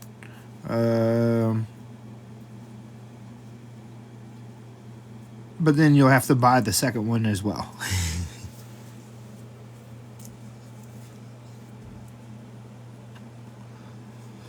Title, The Book of Johnson. Oh, if you want to get it off Amazon, all you got to do is click the link in my bio. It'll take you straight to the book. Oh, thank you, Kemet. Appreciate that, man.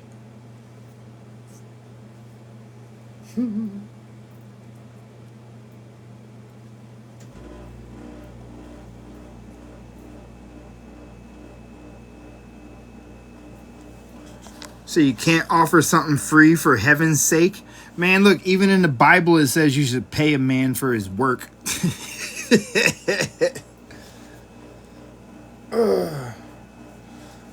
No, I got Cash App, I got Venmo, and I got PayPal. PayPal is taboo bully.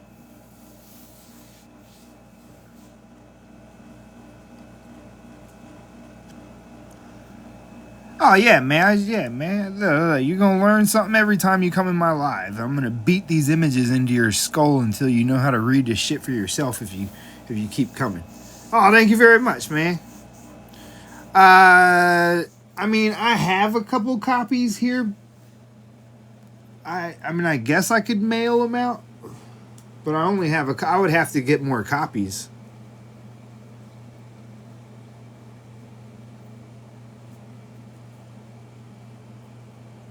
Yeah, the Book of Johnson, yeah. It's the Book of Johnson on Cash App and Venmo. Just the Book of Johnson. Nothing else. It's just the Book of Johnson. All right. And then on PayPal, it's Taboo Bully. And that's spelled properly as well. TABOOBULLY.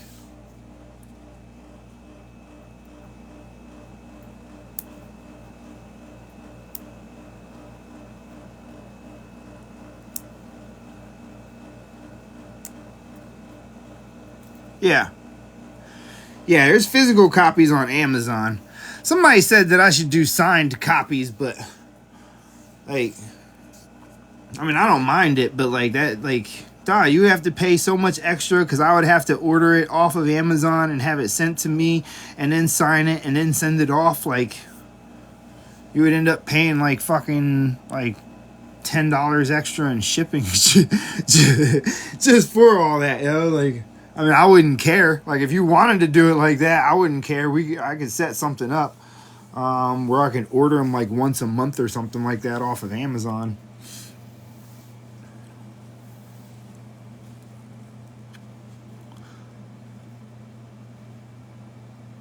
Yes, please if you put your email in the Cash App.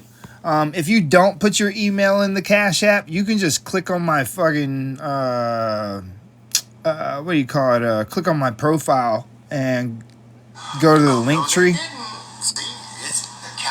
Oh God, I don't know what's going on there. But look, right? Once you make the payment on Cash App, if you click this link tree right here on my bio.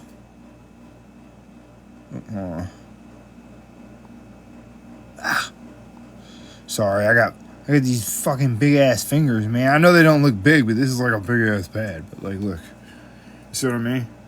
I'm 6'4". Like, these fingers fucking hit all kinds of. Nobody ever makes buttons for the bigger people. Like, you know, they mash everything together.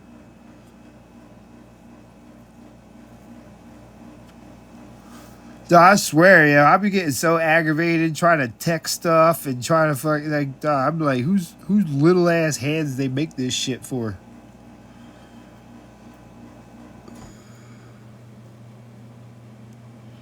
You know how you know I'm healthy? Look at that fucking nail, man. Look. No, I can't. I'll break that thing. Hold on. Hey. Look. Solid. Yeah, that shit ain't. My nail don't bend, break. Yeah, my shits are fucking. People be like, why don't you clip your nail? And nah, that's a fucking utility knife, yo. You don't even know. You don't even know.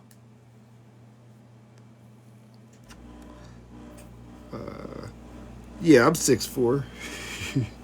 I don't mean internet 6'4" either. I mean like real life 6'4". Now look, right, you click on this store button right here, right? You just click on the store button, right? If you made the donation and you didn't put your email in there, right? Because I did forget to say that, right? Hold on, it's being all slow. But right here, right, the Kingdom, right? That one right there. See that one that says $25? If you click on that one, just put the name of your Cash App or whatever account you use. Just put the name of it. Like, this is a request. So this requests access to the folder. So you just put the name of there on there, and I can just go verify it in the Cash App or whatever. Oh no, there's more, Alessa. There's so much more. There's so much more, yo. It gets so much better. Like, you just have no idea.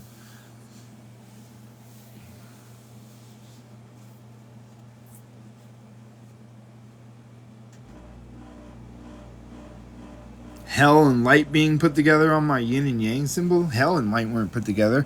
Darkness and light were put together. Right, so when you click on this, see, look, for the people that made the donation, like, this is what you're getting. This folder right here. Oh, nice to meet you too. All right. It's going to take like 3 years for this thing to load. Oh, no, it actually did it decent. All right, so everything's not loading up, but you know, you got a couple copies of the Geneva Bible. You know, the couple variations of the Book of Enoch, the Mongolian Empire, all of the codexes, all the Mayan, Aztec, Incan, all the codexes. All right, the Zodiacs. It looks like some of the files got doubled up, but whatever. Then here's the astrology chart to go with the last chapter in the book, right? You're going to use this part right here. That's going to tell you the minerals and the metals and the colors and crystals to use. Oh, get out of there. Shit.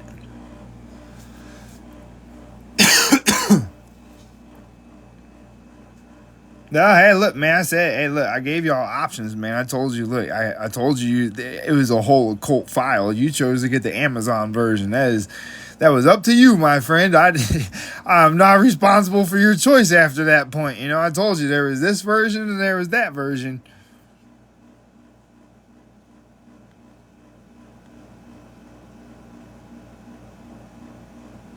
No, there was no hell on that wheel at all. So this is the actual book itself, the Kingdom, right? That's the book right there. This file right here is a bunch of hieroglyphs and the Bible scriptures that were created out of them with, and it also shows you what it really is, like what body parts and stuff like that. And then you got the magical calendar, which gives you the birth of the church and all of the, gives you the entire lineage of the church. Then you have another version of the Geneva Bible right there. These are the drawings that I put into the book so that you can see them completed. So yeah, that's all. That's for the $25 donation. It's that, and then once I'm done with it, once I'm done putting together the second book's going to be in this file too. But you know, just for the people that actually that did the donation, like, look, right, like once you're done with all of this stuff, you're going to want to keep checking this folder. Like, you know, like it's always, this is like my folder that's going to be there for life. So it's just all my occult stuff. I'm just going to keep adding into this folder and adding into this folder. So it's just going to grow by itself. So you're basically just going to have like an occult library that's just growing in your possession.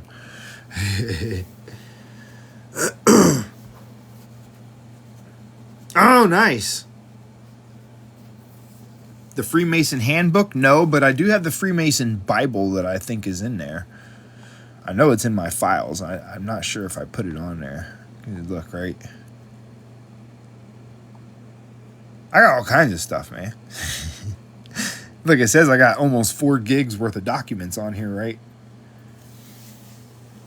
Oh, the folder, that's for the $25 donation. You said the Freemason Bible, right? Yeah, right there. Pink. No! Oh, I gotta re-upload it. Hold on, let's see. Masonic Ritual, the Anti-Masonic Almanac, Sacred Geometry. Yeah, nope, I gotta re-upload it. It didn't fucking transfer. Damn, that's crazy.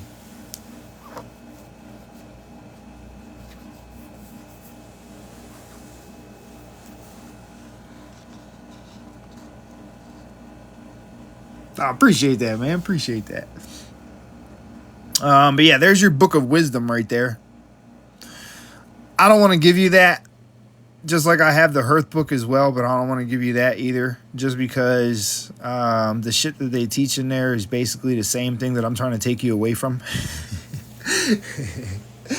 like I promise you, like I've seen enough commercials for that book and heard enough things that came out of that book that yeah, it's the same exact stuff that I'm trying to take you away from all that stuff.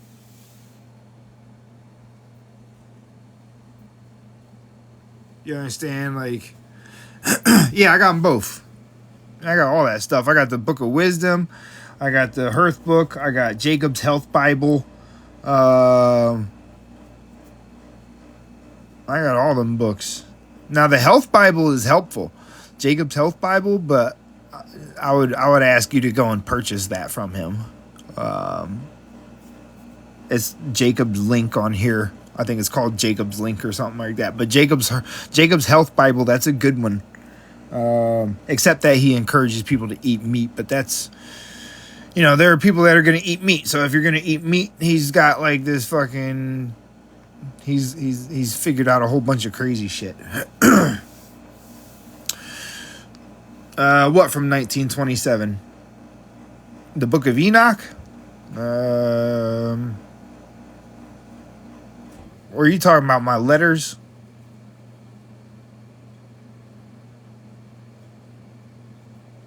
No, American Antiquities is 1834. Where'd you see 19...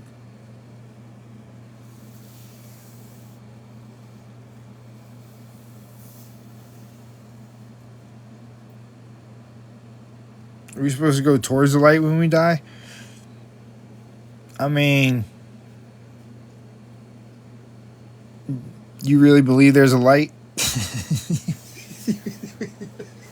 Who's telling you this shit, yo? Don't worry about that stuff, yo. Worry about what you're doing now. Worry about right now. Title of my book, The Book of Johnson.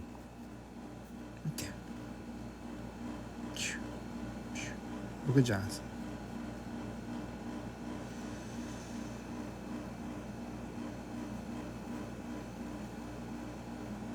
Vedic astrology? I don't know. I don't know, guy. I'm not going to tell you something I don't know nothing about.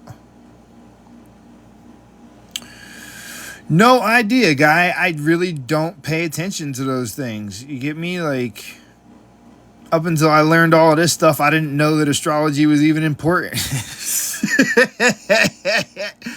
Okay? I didn't even know.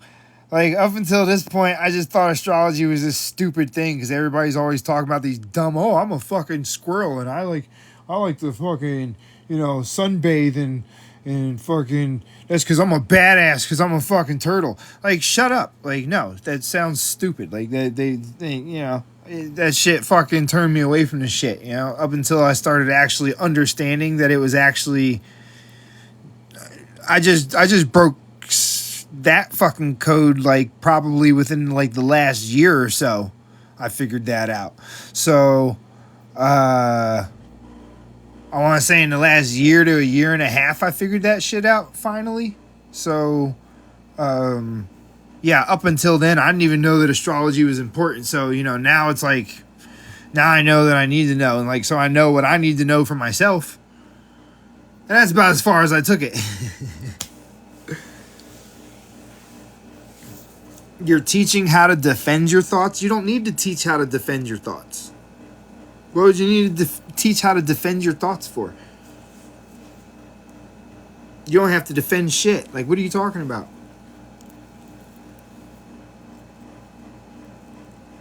You want a copy of American Antiquities? Sure.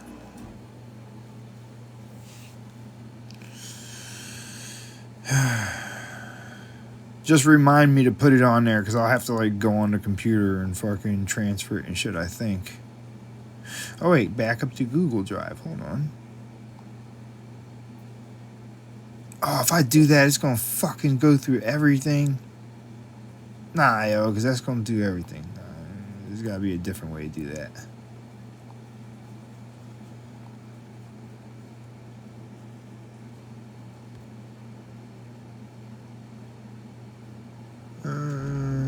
Anyway, yeah, whatever. I'll put it in there.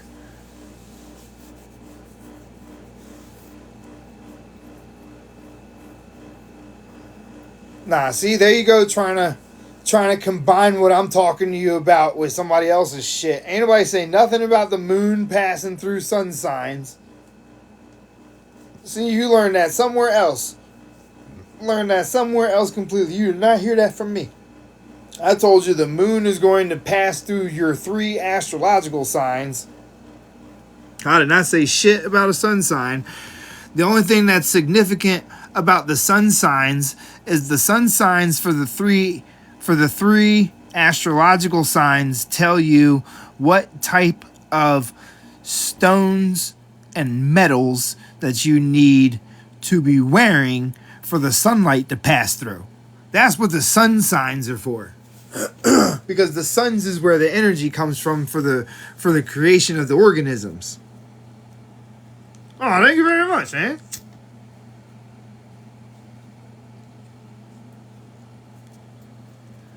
Okay? So, it's not that it's the moon passing through your sun sign. It's that the sun signs give you the keys to the things that need to be, that the sun should be passing through to get to you. I don't smoke too much. You're crazy.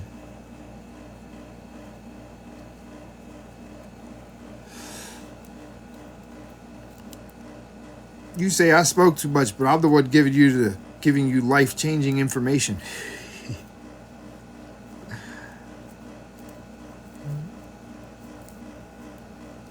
I think out of everybody, I probably deserve to smoke.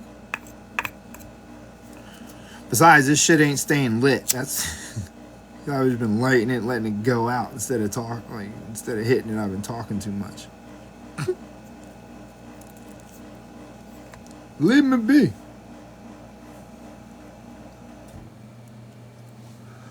So anyway, look, right? So yeah, I guess I could try to figure out a way to get you American Antiquities. It's all you got to do. Look, just type it in. Type in PDF. American Antiquities 1834 Josiah Priest PDF. Here, screenshot it. Here, I'll zoom in. Oops, shit. No, it's gonna get me banned. Get out of there. Whew. Oh man, I'm glad that shit wasn't funny. That shit almost got me there. It's or, Kemet. It's or. Okay, just screenshot this thing right here and then go look for it. That's all you gotta do.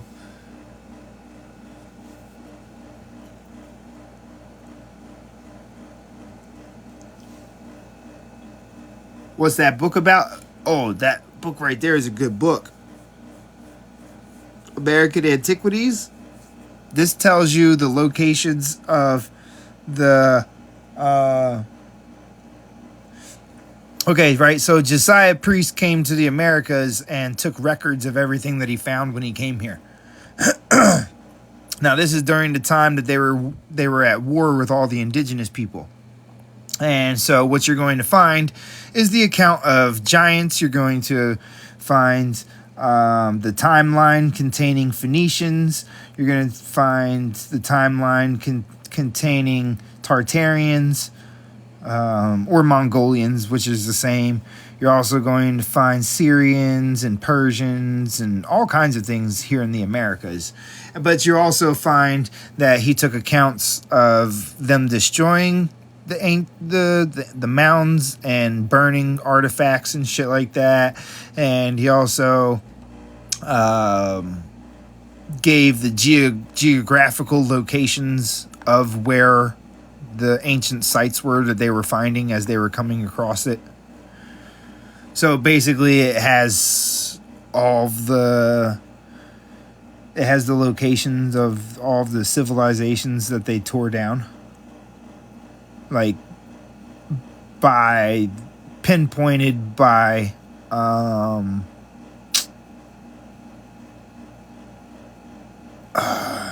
geographical lines. Geology. Duh, what the fuck are those lines called? The fucking, not the prime meridian, the fucking the latitude and the longitude lines. Ugh. Do I know Charles personally? You mean the Anunnaki guy?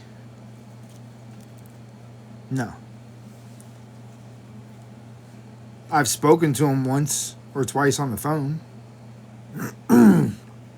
The ley lines, yo. It is the ley lines. I was right. But yeah, so it's got the locations on the ley lines. Like it tells you exactly where they're at.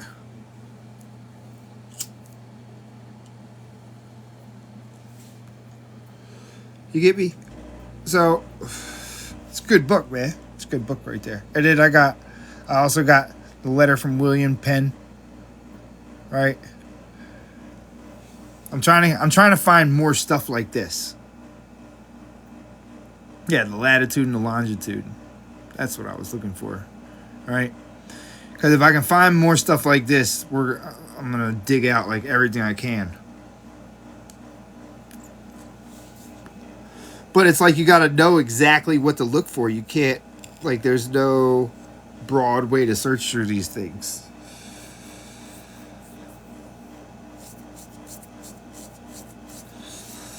Yeah, Andy, I'll go over it again. Actually, nah, I'm not. I'm going to stop it here because I'm going to save this live. I'm going to try to upload it to YouTube in the next day or two. I got to upload a couple of them, actually. So, I love you guys. Thank you for attending my live. But it's time for me to go murder some people on Call of Duty. Okay? I got shit scheduled with my friends.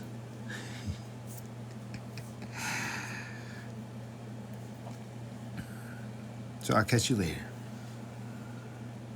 I got family to keep happy.